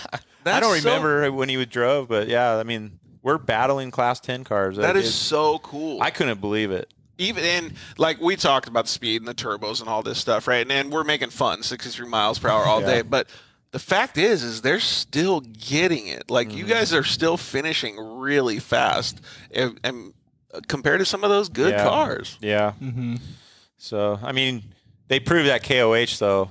Class 10 was dominant there in their little thing, which one of my cars won KOH, too. So there you go, dude. Wheeler Morgan won that. He won Parker, too, so he's on a roll. So I'm excited for that, too, because he's been working at that for a few years. He's had a couple wins here and there, and now the car is just way dialed now, and we should get both ends of the, let's ask this question then. So you got to be pretty proud of yourself building cars for a long time, but building these cars that people are winning with, like I want to get into dirt bikes, but but building these cars that are winning now, and then having the opportunity to work with awesome talent like Mike Sandoval, and then obviously now with Eliott, since he's sitting here, it's got to be pretty fulfilling. Yeah, I mean, obviously with him and Eliott Cook and Mikey Sandoval, and I'm still just I want to try to grow this thing, and I want to help these guys. I think they have talent. I think they could go big and win a bunch of races. Does it give you a whole different level of success and like happiness being able to do that with these guys? Oh yeah, because I feel like a mentor almost now. I've had so many in my career, I guess, and through racing and fabricating, that if I could, return that favor to, Eliott, some of these guys, then, I want to be that guy. Yeah. Payback. I've had a lot of guys, that I've taught how to fabricate and stuff too. They've moved on, everybody moves on, but, I like being that mentor a little bit too. It's cool. It's totally different level of satisfaction and commitment, and even like you got to feel good about it. Yeah, no, I'm stoked. A lot of prayer, and just having your own business isn't always a piece of cake. So oh, dude, yeah. this thing's starting to grow, and it's stressful. Yeah, and it's not like anybody's known what's going to happen the last couple of years either, right? That's the other thing. So you just gotta throw your whole heart into it. Yeah, but, I mean, I've thrown my whole livelihood into the Honda Talon thing, and people, I get calls there. Why don't you do Polaris? Why don't you do Can-Am? And I wouldn't be able to. There's just you need 100 more dudes. It's we're limited on our shop space and guys, and it's. I think doing the one brand is actually probably better for me. So. Yeah, well, not just like you can focus on one thing, right? I mean, yeah, I want to, yeah. Talking about business stuff, I mean, you can look at all kinds of different companies. We'll just use Apple because everybody has a freaking iPhone, right? Like, they fail when they try to get too big. Like, it doesn't matter, and they're massive, right? Yeah. So I wholeheartedly agree in business when you have laser focus that it will propel you past where you're going to be. The UTV world, though, or industry, let's call it. I mean, they've embraced me because, like, I mean, I have like KWT and even Fox, because like Fox, I've had a deal with Fox for a lot of years, right? Yeah, well, then when I called to start doing this UTV stuff, oh, you gotta call the Power Sports, So I call these guys. They don't know what I've done and who I am and all stuff. So even before the 1,000. I ordered 3 or 4 sets of shocks from them, and they were skeptical and this and that. Well, then, we go and win, and then Rick Strobel back there at Fox is texting me going, dude, this is so awesome. Like, what do you need? Like, they're willing to, help us now and do stuff. And the side-by-side community and industry as a whole is really, really open to understanding and adapting to other new things that are coming up. So it's cool to see that. I really do wish we got you on earlier on the show. But, we're sitting here now talking about all this awesome stuff. And how do you feel about being able to drive these side-by-side? I mean, what do you call it? You guys said buggy dorks. I didn't say it right. But how do you feel about being able to drive? Like, and that's why I laid the platform or the foundation of understanding short course versus desert, right? Mm-hmm. You can go out there in a desert car at a young age in an awesome platform and win, dude. Like, he's kind of brushing it off. He's being humble about it, right? But, like, dude, I saw the smile on your face, and I know you a little bit, dude. It looked like it was so cool. Yeah, no, and a lot of that was our last race of the year last year, and it just topped off what a crazy year our whole racing program had versus short course and desert, and kind of solidified that we were able to win at both short course and desert. And it's kind of, no, dude, it's crazy, right? Yeah. So one of the huge assets to our program, I think, is we can go out and try and compete in all different aspects and different environments of racing. And but for me, it's like that also was a lot of long nights, long weeks of frustration. Getting those cars all figured out and everything. And it wasn't pretty at the beginning. We went out to the Mint 400 last year, and we had some issues in a couple other races. And at the 500, we were the first race I finished in one of the the Honda Desert cars, and ended up on the podium in second. And 4,000, we just ran as hard as we could. I ran my section 4 times. I ran like 1,300 miles just of a 400 mile section. Putting in the work, right? Exactly. That's what it's all about. Yeah. So.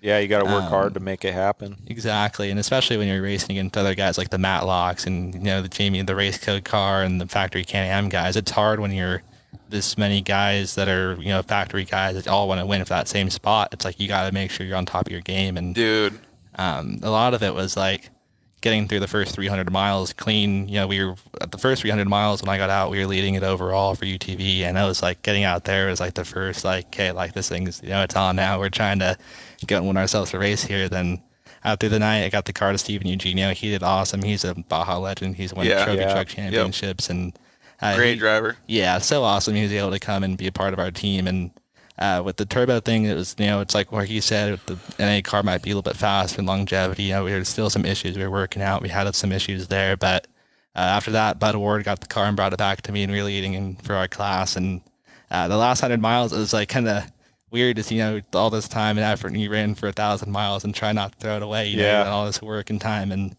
going to the finish line, it's a pretty technical section. You're just like, don't throw it away. But I had Roy riding with us. He's been part of our program for 10 plus years, and he was riding with me. It was his first time ever riding with me in a race, and the whole time he's like, woo, like, let's go. He's all excited, calling out mile markers and all, and it kind of Super go-go enthusiasm. Exactly. He kept going on the radio. Hey, Tommy, like my dad. Hey, Tommy, race mile 890, getting close. You know, Nice. it was just like a dream feeling when you get back onto the pavement in the speed zone, going to the finish line, and thinking about how much work and long nights and everything getting to that point was. And after we crossed the finish line, just thinking for one, we finished the race, and for two, to win in our class, it's just nuts. And like appreciation, just like emotional, like a whole deal, right? Exactly. Like that's so cool, dude.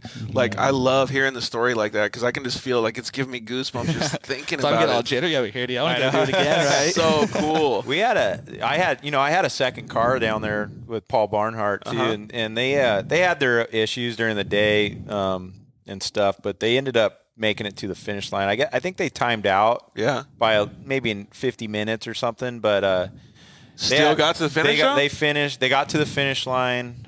They gave them the checkered flag, but they timed out. Yeah. But what I thought was cool about those guys is they actually helped a Class 11. So 2 young Mexican guys racing a Class 11. No blankets, no food. They were broken down on that summit section going back over to the Highway 3. And those guys towed those guys up over that summit. I didn't know that. That's so cool. And then they helped another car. I think there was a car tipped over or something on its side, and they pulled that guy over and helped him get going again. Really? So yeah, those guys. I mean, they would have got Does Score give time back like Dakar does? Or no? They didn't give them their time back, which I kind of thought was kind of a bummer. But does Score do that? Is that like something that they do or no? Dude, I don't know if they. I don't think so. When I heard that like the big rally series like Dakar does that, I was like, that's not like just a game changer. That should just be a flat out rule in everything. So those guys broke down on Laguna Salada, and they thought they were done. And we finished the race. Right. And they were broken down on Laguna Salada. And one of the team guys called me on my cell phone. I was in the San Nicolas parking lot having a beer, and they're like, "Hey, we broke this," and we didn't. We had a bunch of spare parts, but they were just in the wrong area. So we actually said, "Well, what do you need?" And we took the parts off our car, and Cisco's guys drove that parts all the way out to Laguna Salada and put them on that car and got that car to the finish line. That is crazy. So rad, man. So we took the car apart on the trailer and put the part, winning car on the trailer, took it apart in the San Nicolas parking lot.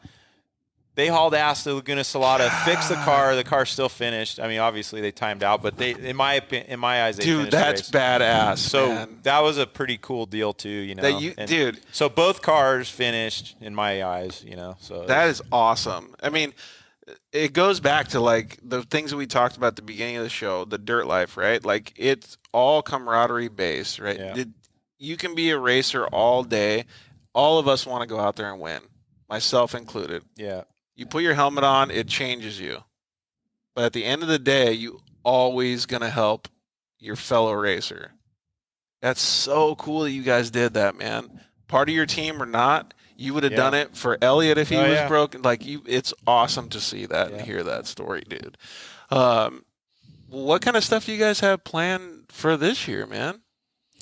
I don't know. We're kind of winging it. Honestly. I mean, this is all kind of new, so. Right. I mean, like, you come out the gate swinging, you still want to go out there and kick ass, right? Yeah. I mean, I think he's planning on doing Silver State. Yeah, I'm racing the spec truck with the Badlands team a few more yeah. times this year. Then I might be doing a couple other things in trucks, but I think our plan just for UTV and with the truck, just go try and win everything we can, and even if it's a District 38 race. Yeah, there's no set schedule. I mean, we've talked about the two of us doing Vegas to Reno, even though he's racing the truck, but we were trying to figure out logistics, how he could, get if we take one Talon and then if he could do it both. Yeah. I saw a couple of guys do that.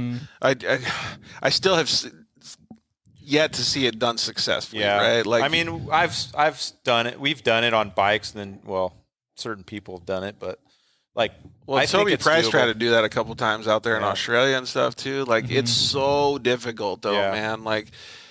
But, it was like one of those deals. Let's say he starts in the truck, I start in the Talon, he gets out. Even if he doesn't make it, or let's say he's whatever's happening and I go by, I I could race the whole race if I you just have to change your logistical stuff. But man, we're trying to do it kind of together. You know what's crazy though is like going back on the question that I asked, like there's so many people, teams, high level teams. It doesn't matter who you are. The series is obviously, I mean, Best in the Desert has thrown a wrench in the mix now. Like there's so many different things that have happened the last couple of years that can just seriously just throw a wrench in the mix for any program. I think that the cars we built for the 1,000, those cars are going to go to the BAJA 500. I was hoping San Felipe with Francisco's car, but he has other stuff going on. So I don't necessarily think that it's a bad idea that some of this stuff is getting scattered, or excuse me, a bad thing that some of this stuff is getting scattered, because it really throws everybody. It throws so many wrenches in the mix that everybody has to think different, right? And I was already a big proponent in 2017. I love that Lee is bringing back the series, but me personally, I'm never going to race a series again in my life because I was hurt. But I was still thinking that way as far as a marketing tool goes, because there's so much value in being at these bigger events. I think hit the ones that make the most sense type exactly. deal. And I've heard so many people talking to me about this. For the kids and the things like Lee is doing, I think that those are real, like, foundational things that they need to go out there and do, that they need to race a series. They need to understand that they have to get through these bigger bigger things to make it in a racing world, right? But when you have a good team and a good racers like you, I really think there's a lot of value in being able to go out there and pick those big events. So I don't necessarily think it's bad that you guys, I mean, you're saying you're shooting from the hip because you're a racer at heart. The only reason is because, like, you know, we don't have any money behind us, you know, so we're just, you know, these companies are coming in, they want to help Eliott and I. So, you know, Yokohama's one, you know, VP, you know, some of these guys are coming on going, hey, we want to help you guys. But even for us, you know, it's kind of a financial deal, you know, somewhat. So, you know, we're trying to hit, you know, when middle of the year comes, we're going to start sending out proposals and try to get some money together to really do a real program. That's awesome. I think that's so cool, man. So and I really do think we're setting the ground for it right now, you know, with like Yokohama. You know, everybody that's helping us that, you know, they just want us to go win races. So, but, we already showed them you can. we could win races. Yeah. I think it'd be really cool, like what you said, trying to go to the big races and make that more of a highlight. I think it'd be hit really the profile races, you know. We could try and go back to back at the 1000 this year. I think it'd be pretty incredible to do that. So whether it be in UTV or what, so. Just like Lee said, though, I mean, like, he's building his series to be a feeder series, right? Like, he's doing these things that are great for so many different people. It's awesome to see. And then when you have the racers that are championship winning people like you guys, like, there might be a different focus, right? Yeah. And it's super cool to see that you guys are still going to go out there and do it, try to win these big races. Man, it really does. It really gets me excited to be able to understand that you guys are putting in the work. I just need to figure out how to build us a car. Right. A real car. Game on. A real car. And then we'll go do some damage. But, you know. I know that you guys have. We need to keep feeding Honda our media and stuff. So I know that you guys are doing a good job, man. And it's so cool for me to see. I'm going to Quentin Tarantino it right now, though, and just, like, fall back on what we talked about, dude, and reverse the conversation. I grew up being a moto guy, like, all my life, man. Like, that was my dream, to always have a championship and win a supercross or a motocross race. And I always saw dudes, like we talked about, like your brother, you know, all of these guys going out and doing all this stuff. You had so many good times being able to build bikes and ride bikes. Like, maybe there was a lot of so when I started riding for Team Honda, like on the off-road Honda team for American Honda, you know, we came off. So I'll go back even further. So we were riding Privateer in Baja on a CR250. It was just always totally clapped out, but we were always in the hunt. Team Green was always there. So about 90, I think it was 92, San Felipe 250. The factory Honda bike broke during the race, and we were the next Honda in the race, and we were top 5, let's say, halfway through the race. So, back then Honda would only pit 4 strokes. They had a pit program, but it was only 4 strokes only. Well, we're on a CR 250 2-stroke. Yeah. But one of the coolest things was I was at a pit parked next to a Honda pit, and Bruce Ogilvie gets on the radio and says, "Hey, all Honda pits, stay where you're at. Help these guys, because we're to lead Honda in the race." Right. So I was just got chills, going, dude, they're gonna stay and help us if we need it, And I was just a dumb kid, I was 16. Hey, I don't want to interrupt you, but do you even know what a 2-stroke is, Eliott? Seriously, right? So funny, huh? I don't even know what a 2-stroke is anymore. I know, dude. It's so different, but to hear this story is all of our audience. We just had my co-host Casey Peck comment in, and he's a big 2-stroke guy too, and he's getting back into the moto stuff. It's so cool to see.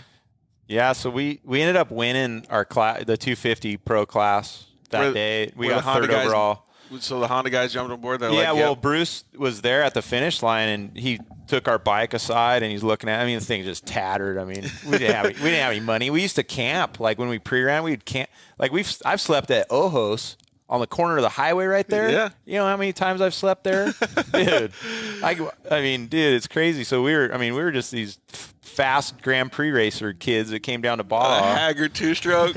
But we win, and, I was young. So, but anyways, that same year, Johnny and Dave Donatoni, our other partner, got hired to race the 500. Yeah. I was too young to fit in their insurance or whatever.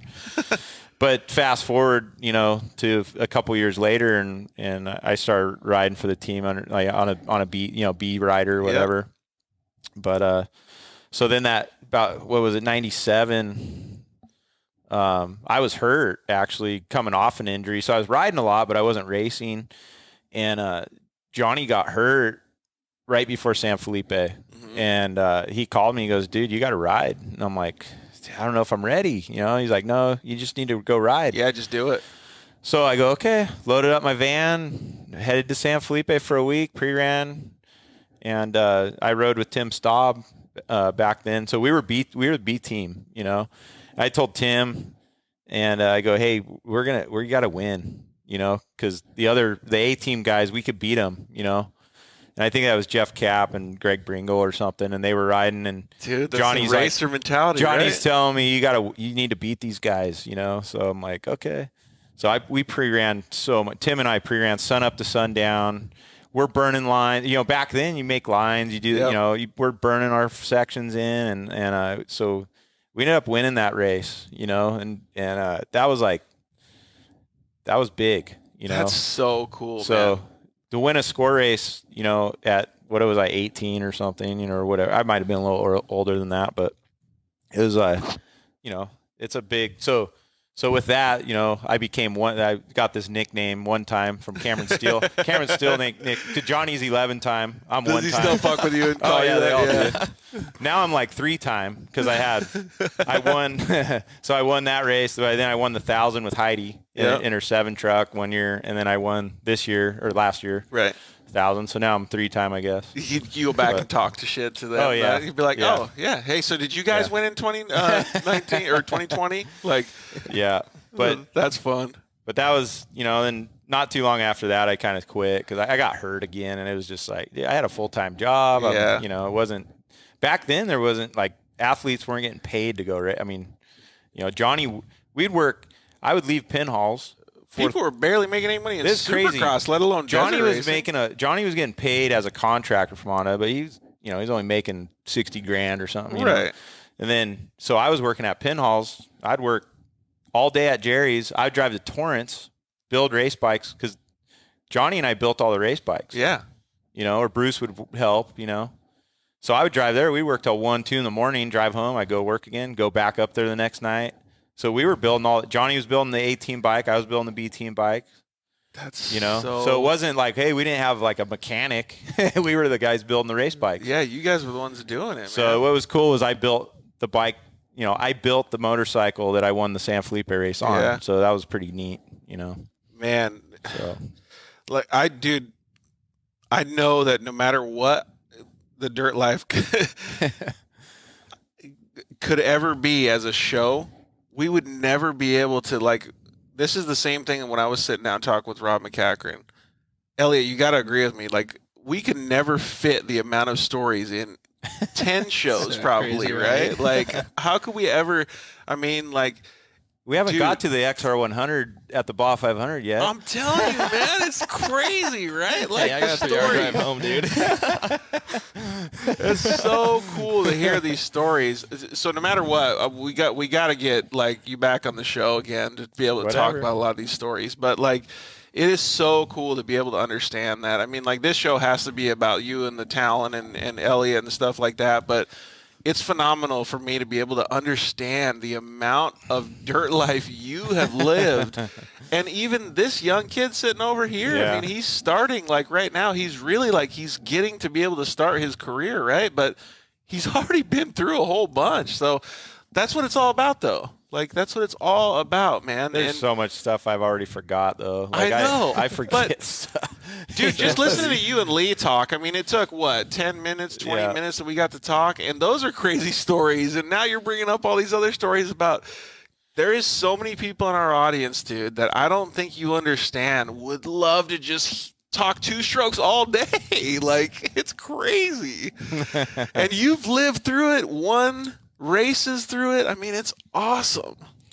Yeah, I mean, it's there's so many stories, though, you know, so it's like, it's hard, like, things get sparked in your brain, right? People talk, and then you're like, oh, yeah, I remember this one time. And it's not like none of us have hit our head before, right? It's funny because you brought up Rob, and I was helping Rob quite a bit over the last 5 years, off and on, you know, going to races and stuff, and that guy has some of the raddest stories, dude, from back in the day, just racing and hanging out with Walker Evans and all this, you know. It's just like, I could sit there all day and listen to that guy talk stories, you know. Just the amount of comments that we got, like, the following week after his show about, like, I forgot what it was now. I'm going to look like an asshole because it was about, like, the pro buggy rules changing when he couldn't drive it and stuff. Yeah, because he was a professional driver. Right, and then it had to be turned into a pro buggy and, like, that was back in, like, when Core, when the,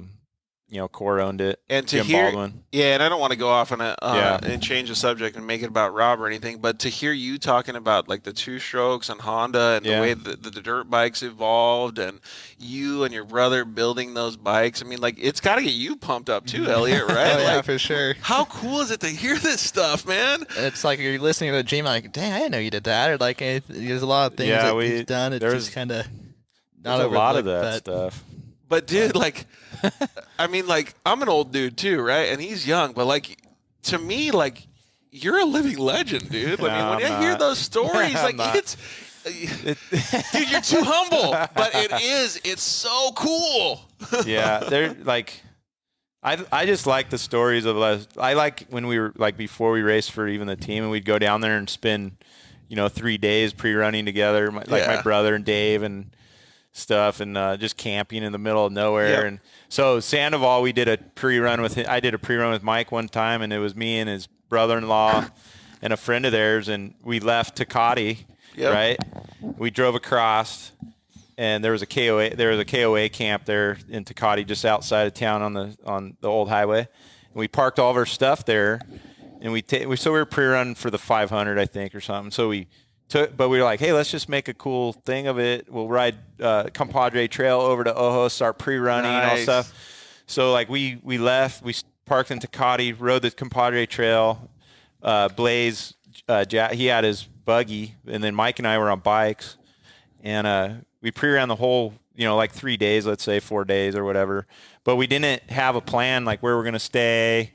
Mm-hmm. We just, you know, Blaze had, you know, sleeping bags on his car and all this stuff. So I think we stayed. I'm pretty sure. Well, we didn't stay at Mike's because when we got to Trinidad, this is funny. So we get to Trinidad and they wanted to go do this other little section. So I go, hey, I'm gonna go get tacos, and when you guys get back, I'll have dinner for us, whatever. So I rode over there, got tacos, and McMillan's rolled in, And we were talking, and he's like, "Oh, we're staying," because they're like, "Well, where are you guys staying?" I'm like, we don't have a place to stay. They're like, "Oh, well, we're staying in Scaroni's compound over seriously? here." Yeah, Nice.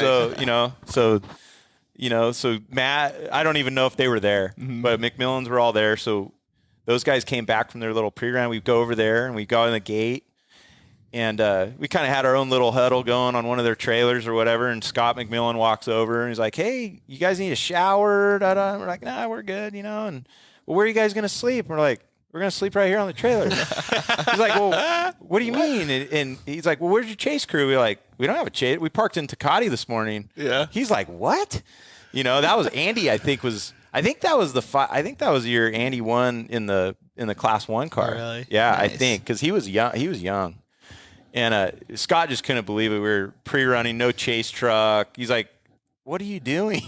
We slept on his flatbed trailer, got up in the next morning, went pre-running again. Does any of the, to me, when he's talking about these stories, first of all, it's hardcore.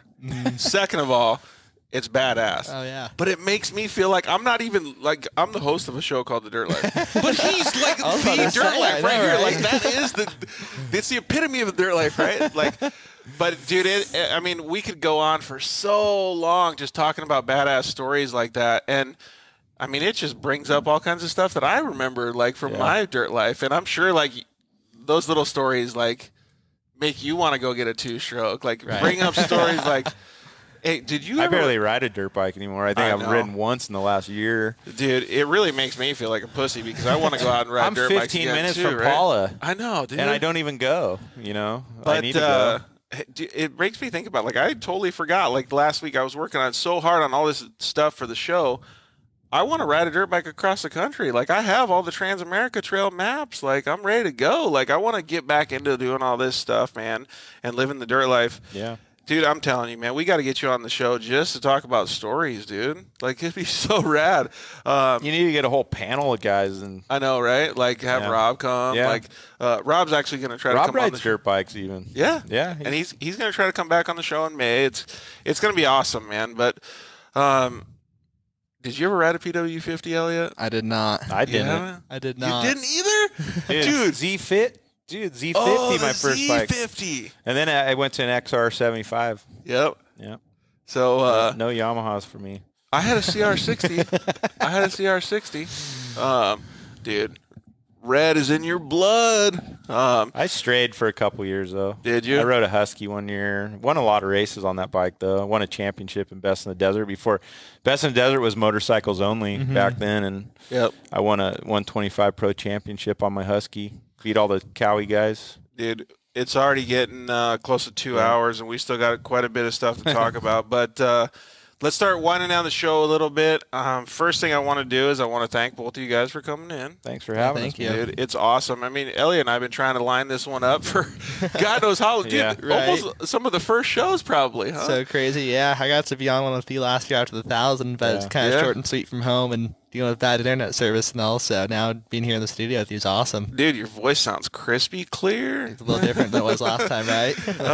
But yeah, so it is really cool to see all the things that you guys are doing. I know that I already asked what kind of stuff you guys had and going on for 2021, and it kind of got turned into all these different stories. But it's just awesome to see that you guys are teaming up. Dude, this car is it's so stock, right? But it looks badass. Yeah, they're racy. But dude, they're sleepers, right? Bit. The one that you built, that I saw at your shop, it's got all kinds of cool stuff. You've done all kinds of cool things to it with your hands. Did you see the last shot in the intro? I don't know if Did I you saw get to see it, or were we too busy? Did you see it? I caught a glimpse of it. So you're gonna have to check it out. It's when I saw it on your Instagram. Oh, not the metal. Dude. So funny. I was like, how so sick that is that? was so Boyd Janes took that. Oh, really? Yeah. So that was actually in Dirt Sports magazine. So that was this is the first time I saw it. So Dirt Sports used to do the driver profile or whatever. Yeah. In the back, and I think my wife set that up or something. But I worked at Pinhalls and was that around the same time or something? Yeah. That when was that? Cool That shot, was that was 2005 4, I think, or 7 maybe. Dude. But I was building a lot of cars at Jerry's, and they, like, Boyd's a buddy. Like, Boyd, so you know Boyd Janes? Photographer. Yeah. So Boyd, we grew up with Boyd. I've never He was shook older. his hand. Boyd was older than my brother and I, but we used to skate when we were kids, and we always skated and stuff. And so he wanted to do that shoot, and Dirt Sports like, yeah, let's do it, and all that. And so I'm like, dude, I don't want to be in like a nice I was racing a lot then, but I was like, I don't want to be like in a nice driving suit and stuff. Let's just do something all raw, and I'll get an old crappy apron and torch and whatever. And he's like, yeah, let's do it. So Jerry was cool. He's like, yeah, whatever you need to do in the shop or whatever. So we did it there, and it's pretty cool, man. So I just gotta say, man, like, first of all, Eliott, I've always been a big fan of yours, because I mean, like, you even started racing short course before I did. So I feel like I'm the young gun over here, right? But like, I've always been a big fan. So I'm proud of you. I'm proud of the things you're doing, like understanding your story a little bit more. And yeah, we should just do a whole show on you one of these days too, and like have to really get into it. But I want to wait a little bit before we do that, because I want you to graduate. There you go. And I want you to have a little bit more of this like Honda Talon racing under your belt, like a couple more years of it and some more stories and I want to tell. but it's got to feel good to be able to like be around dudes like Jamie, right? Like, and understand like all their racing prowess, or does it just feel like, because you've been around your dad a lot. Yeah, exactly. So is it kind of like normal for you, or what? No, it's crazy, because I've been around this my whole life, and I grew up in a group of kids that were always doing this. Like, like I said, Brock Hager, Brock Dickerson, those guys growing up, like, went to preschool together, middle school, and it's been kind of like our, so I've been swarmed around my whole life, but now it's kind of taking a step back and being guys like Jamie, then being guys like Jeff last year, and learning from these guys that have been making a living at the sport for so long. It's like cool being able to apply what they learn and what they teach me to try and move forward with that and see how we can make something bigger and better here in the next couple of years. It's really cool. And we had a comment come in from John, and he said, yeah, because he works with NASCAR guys and stuff, but he does say, like, money does make the world go around and make you go fast. But to be honest, dude, like, off-road's a little different, right? Like, you can be the guy that's... Yeah, you could be grassroots, That's bringing all this. I've always been grassroots. That's what I'm saying. I was just gonna try to say it like, you can be a dude that's sleeping in San Felipe in a sleeping bag, right? RaceCo started as grassroots. That's what I mean. Even back when David Chrysler owned it, it's like, dude, I started RaceCo with very little money in the bank. So you're right, John. I mean, like, money does make the world go around, right? But it's cool to see, man. Like, you're helping other racers now. Like, you're building these Hondas that are badass. I mean, when I went to your shop on, what was it, Wednesday or something? Like, it was pretty cool to see, because you could almost not even get any work done. I mean, like, we had lunch together, right? Like, I was supposed to go, but how do you even get any work done when everybody's knocking on your door? You had so many people coming in. Like, it's cool to see, because you got to feel proud and humble that so many people want you to help them with their stuff. Like, it's pretty badass, It gives me anxiety, though.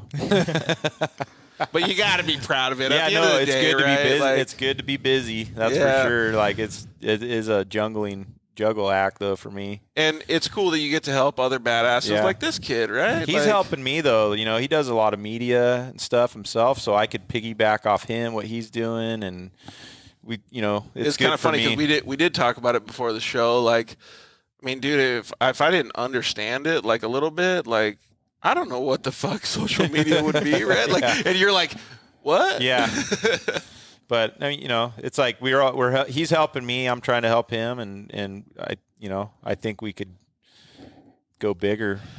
I mean, need to keep pushing forward. You compliment each other, right? But I mean, you do have a bunch of other people that help you out and stuff too. A ton of people. All right, so before we get into this rapid fire Q&A, you've probably heard the rapid fire before, or did we ask you last time? God, what is that? No, last time you did, when we were in Chandler, he did the questions of like a first grader or something like that. Yeah. That made me feel dumb, dude. So he picked me and Darren Harsty of all people. He was like, hey, listen, we're gonna film this for an episode. I'm like, okay, cool. Then he starts asking us these questions. I'm like, I kind of had an idea of the answer. Then I'm looking over at Darren, and we're just looking at each other like what? Then he goes over to Jarrett Brooks and Brock Hager, and everybody's just like, what? Like, the funniest part about it, dude, I had no idea what the answers So were. funny, huh? But it was like, Are You Smarter Than a Third Grader? Yeah. That show on TV. Have you ever seen that? Yeah. But it makes you feel dumb, right? I would be an idiot. Oh, anyways. But before we get into the rapid fire, it's pretty clear that you're somebody that he's going to want to thank, but who does really help you out, man? And I don't mean just, dude, I got to go through the list of my sponsors, but like you have so many people. There's that a help ton. you, I mean, just with, well, obviously my wife is a huge, clearly, she stopped working actually, like, I don't know, maybe over a year ago. And she does a ton for me, and then, to help keep RaceCo going. Yeah. I mean, there's everybody that I do business with. Cody Wagner from Laser Nut. He's a huge, factor in a lot of my stuff. And, Brandon Wells from Latest Concepts does a lot of that stuff for me too. And, I think I said at the beginning when Chuck Cheek wrote in, like Chuck makes a lot of my machine parts as well as Corey does too. These guys are really helping me. Those guys really are helping me get the Talon stuff going because they're pushing me to do it for one, but they're also following through and getting me product. And, it's not like, hey, you got to pay me now. They're like, hey, we just, make it consistent and, doing that. So they're just helping. But they're me good resources. They're huge resources, just, I don't know. Obviously the guys that are working for me at my shop are, they're dedicated guys, and Mikey and Ryan are learning. And were they all part of your Baja 1000? They didn't go. They didn't go down there. Mikey's dad obviously did because he rode with me, but they were working while I was having fun. Hey, dude, the riggers are running your own business. Rhett Cyril is my main guy at the shop. He's one of those guys who's been around forever doing stuff. He worked at, Baldwin's, and he worked for Carl Renezetter. And I mean, he's just this real quiet, humble dude. But I couldn't do it without him, So he's a huge factor. Not only is a kick-ass fabricator, but he's a bitchin' machinist and, stuff. So and you kind of are still I know you want to grow your racing program, but you are starting to align yourself with just different companies and stuff that are helping you out. Oh, you KWT. Yeah. Right? Mm-hmm. No, I mean, the amount of love we're getting from these companies is crazy. I mean, every week I feel like I get somebody that's calling me wanting to do something with me or help us or, but I just got to keep building it, and I need to streamline it a little better. Yeah. But, I mean, it's always, I do all this stuff. I mean, obviously these people help me, but I do my own social media. I answer the phone. I do the emails. I do the quotes. I still try to get work done in the shop. Yep. I was full of CV grease today. I was, it's just, I'm still trying to produce, for the shop too. But so we were talking about Eliott being able to multitask school and racing and all these other different things, but you're kind of doing the same thing, right? And shoot, man. What about you, Eliott? Who? I mean, I've seen you on the podium so many times, right? But who are some of the people that have helped you out in the past couple of years? I mean, it's pretty cool. Yeah, no, I've been blessed with some super awesome opportunities, and a lot of that comes back to my family. They've been a huge supporter of off-road racing and trying to make this all work out for me. And it was fun just being able to last year be able to go and slow it down with them at some of the short course races and go out and have fun again with it. And it's all possible because of them. They're pushing us through this and making it all have fun with it and everything like that. But everybody, with all the companies on the side of these cards, everybody is a huge relationship to us, and you really we're really thankful for everybody for the support. And it is pretty cool to see how many people to just get along with and understand how much work that you put in the program, that they're stoked to be a part of it too, right? Mm-hmm. No, it's crazy. There's a lot of little things behind the scenes, just from sending out emails to someone, just trying to get a little support here and there, and versus going and posting on Instagram day to day and getting videos and everything. And thankfully, I've been pretty close to working with Art Eugenio, and he's really helped me to try and build more of a media platform to help push our partners and trying to get pictures, videos, and all that sort of thing out on a regular basis. Like none of us can ever understand or thank as many people have been. I mean, there's so many people in my life, your guys' lives. I mean, like, how could you even do it, right? Right. All right. Well, first of all, thank you guys. Like, Yeah, I mean, thanks you guys for having us on, though. You guys have done a great job in all the things that you guys are doing, and I'm stoked just to see the side-by-side industry go and get bigger, man. All right, you guys ready for this rapid-fire Q&A? Uh-oh. How are you going about this? Let's let the young kid answer first. You put me on the spot first? All right, No. so I'll ask one question. You go first, and you go second. Dunes or the river? Oh, Dunes. River. You going river? Oh, yeah, dude. I'm honestly not. 75 Miller jet boat. Really? Yeah, same age as me. Oh, man. How fast does that thing go? Like It's a 70 mile an hour. 63 miles per hour all day. Yeah. Yeah. Three-wheeler or quad? Quad. Oh, dude, I'd do a 3-wheeler over a quad. You're going death machine. I'm about to say, I've never Jamie's even going ridden full it. death I've never machine. even ridden a three-wheeler, so I wouldn't be able to tell the I've ran difference. my leg over on a 3-wheeler a couple times. Three-wheelers look cool, though. I was never a 3-wheeler guy, though. Just bikes. Yeah. What quad are you?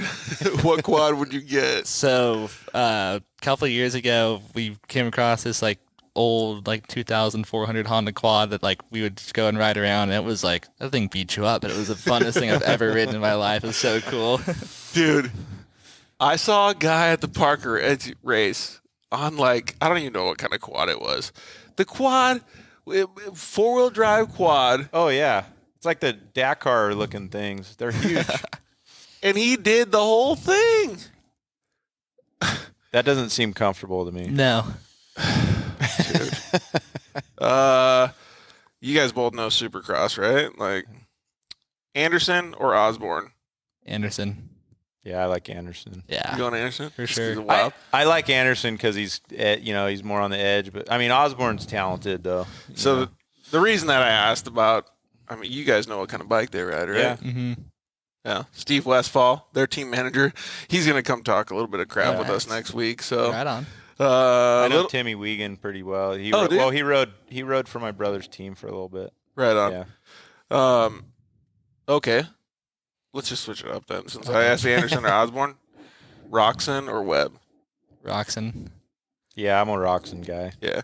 I love me some Kenny Roxon too. I just like because he's such a badass. He's such a – but – Webb's a bulldog, though. He's got some serious racecraft, right? Yeah.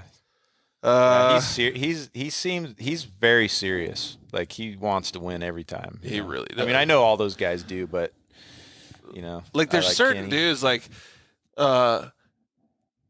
that's not because he's riding a Honda either. Right. Yeah. I mean, I just It's kind of crazy. I like how he came back with his wrist injuries. And Exactly. People don't come back from that. Mm-hmm. Exactly. I got the opportunity to meet Ken a couple of times last year. Yeah. He's the most down-to-earth guy. It kind of makes you more have a relationship watching them on TV, So it was fun to be able to So experience it kind of all gives that. a little bit more. Exactly. Dude, that's pretty badass, man. We could even talk more about Supercross, but hey, so I'm kind of losing it because I'm the host of the show. But if you would like to talk more about motorcycles and stuff, just follow with us next week. Little Smokies or pizza rolls? Wait, what did you say first? Little Smokies or pizza rolls? What are those? Well, I've never even heard of those. Those little wieners? Yeah.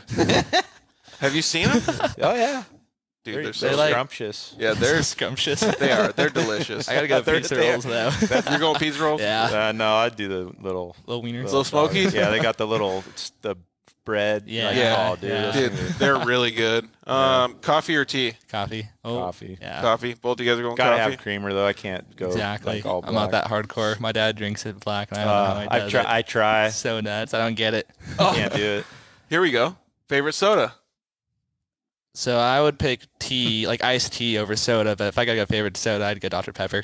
You going Dr. Pepper? What about you? Yeah, that's a toughie. Dude. A lot of I options. mean, huh? I drink. I shouldn't drink it. Yeah. But dude, how about Cactus Cooler? That stuff Oh, was good. Curveball. Oh, dude. You have no idea how sick it is that you just answered that. All right. So we've had so many dudes. I mean, off-roading Dr. Pepper, right? But I mean, we're desert guys. We're supposed to drink Cactus Cooler. I got a story for that too. Do you? Well, dude, remember Travel Land in Orange County where they sold RVs? Oh yeah, on? yeah. So when I was a kid, we'd drive into Travel Land, look at all this. I mean, this was like a weekend thing. We go look at RVs and stuff because it's something to do. Well, there was one of the RV places had a Coke machine. They had Cactus Cooler. So I always got a Cactus Cooler because it was cool because it had cactus on it, like it was desert. It was desert style. Dude, I wish the Cactus Cooler. That's so sick that you answered that. So many people, dude. Okay, I can't even. Remember Jolt? That was the first energy drink. Oh yeah. You don't. He doesn't. Sorry. If you could have a superpower, what would it be? Flight. Flying? I don't think. I don't know. What about you, Jamie? What are you going with? I wish I could weld good again. That's your superpower. I don't know. What about teleporting? Oh, now you're talking. Yeah. That'd be kind of cool. That'd be really cool. So, because then you could just. That'd be cool because then, like, I want to teleport though my whole rig and I was about to say everything to the race event. car, everything. Don't have to deal with driving. Yeah, I don't want to, and you can't just do. because I end up driving solo because my wife. I'm going to bed now, and Jen goes to bed, and I got to drive solo everywhere. It would kind of make it. So, since I'm the new guy in Southern California, it would kind of just be cool to not have to drive. I mean, yeah. So, okay, that's a good one. Uggs or Crocs? Uggs for sure. Both of those are horrible. You don't like Uggs? No. They're so badass. Do you think that I'm just gonna make like easy questions or what? Uggs or Crocs, Uggs Jamie? for sure. I would do Uggs more than Uggs? No way would I wear Crocs. No way. My dad likes Crocs, bro. I wouldn't wear them. Sorry. Just kidding. Okay. Most memorable race. I got to go back to Doesn't even have to be one that you got first. Chandler 2019 when we were tied for the Jolt 1985. Yeah, I saw it. Chandler 2019 was the last race in the Pro Buggy Championship, and Chris Nunes and I went tied into the weekend, and through the race we were racing like side by side pretty hard. And Oh, really? yeah, then we got into it a little bit, and I ended up on my lid. We kind of open wheel racing, he grabbed a little bit, and one car goes over. So it was like 4 laps to go. I ended up on my lid, then let me back over. Car was all fine. I was pretty banged up, but just kind of picked my way through the field, and last lap, last corner, passed him and won the championship. So it was pretty eventful. It was gnarly. I don't know. There's a sequence of events the last 3 laps. Just everything fell in our favor, and it was just one of those deals. It's like you could talk about that whole race. I've watched that race like 1,000 times, and still like no way that all. Who was that guy? No way it all fell in our favor. So it was weird. Like I don't really. Everything happened so slow. It's kind of like one of those deals where you have so much adrenaline, everything slows down, just falls into favor for you. So that's for sure the one. That's a cool answer, man. What about you, Jamie? Well, I'd say that San Felipe win, but we didn't talk about it tonight. But so back, I think '98, I built so Jimmy Lewis, he was an editor for Cycle World back then, and Jimmy does the Dakar Rally training classes and stuff. But he came to me, hey, I want to race the BAJA 500 on an XR 100 or an XR 100, and I'm like, what? So I go, yeah, let's do it. So we built the bike, Jimmy and I, and we raced the BAJA 500 on an XR 100 in an XR 80 front chassis. Really? And we almost won our class. They made us ride 250 Sportsman on it, but it was fun. We were doing wheelies and donuts and like through the pits, and people were cheering, and it was freaking awesome. So nuts. We're gonna have to schedule this dude for like 10 shows. I mean, like, how many stories do you? Eliott? It was a full replica bike too. You have the picture. It was a replica of the factory 1X bike then. Oh, really? If you look at it, I built twin pipes on it. We mounted a dual heli thing. Like, it's a replica of that, but it's a small bike. That's what that was. So that thing would go 60 miles an hour on a flat road. So as fast as the Talon went at the 1,000. 63. But 63 all day. We averaged 33 miles an hour on that bike that day. No way. Yeah. That's awesome. Yeah. Oh man, that's a pretty good. We chased it the entire race with an XR600 behind it. So one of us would be on the race bike, one of us would be on this, and we had a couple chase trucks. Really? That was it. Yeah. So cool. Yeah. Chase bike. We tripped people out. Favorite flavor of ice cream? Ooh, coffee. Oh, I like anything with like Reese's in it. So like Peanut butter guy. yeah. Yeah. Big peanut butter guy. Yeah. Dogs or cats? Dog. Dogs. Yeah. Netflix or YouTube? Netflix. Yeah, Netflix. I rarely watch Netflix, but I don't watch cool any options of them, on really. there. First of all, Netflix is awesome, but if anybody is going to be successful, it's YouTube, right? Like, I mean, Yeah. Yeah. Okay. Yeah. I'm just joking. No, I know. Burrito or taco? Burrito. If it's in Mexico, tacos. Yeah, that's a valid point. If it's here, Valid point. burritos. And DeSoto's here in Temecula before you go up the hill. Yeah. Before you go up the hill to go towards my place. Yeah. That DeSoto's little place, dude. Carne asada's killer. Okay. Should I be writing this down? And the carnitas. They cook the carnitas right, too. It's like a little bit crispy. Like, it's really good. Can somebody please remind me to go to DeSoto's tomorrow? Supercross or motocross? Supercross. I like moto because I just think it's more demanding. You know, I mean, Supercross, you got to, you know, I mean, it's those guys are all talented. Moto is like, so good thing I didn't ask you if you were a Tomac fan, right? Okay, fine. I should have changed this from Supercross or motocross to short course or desert. That's a tough one. Yeah, I knew it was gonna be tough for you. Yeah, I don't think it's gonna be tough easy for him. me. Yeah. Yeah, I don't know. Desert. Really? Starting to. Okay.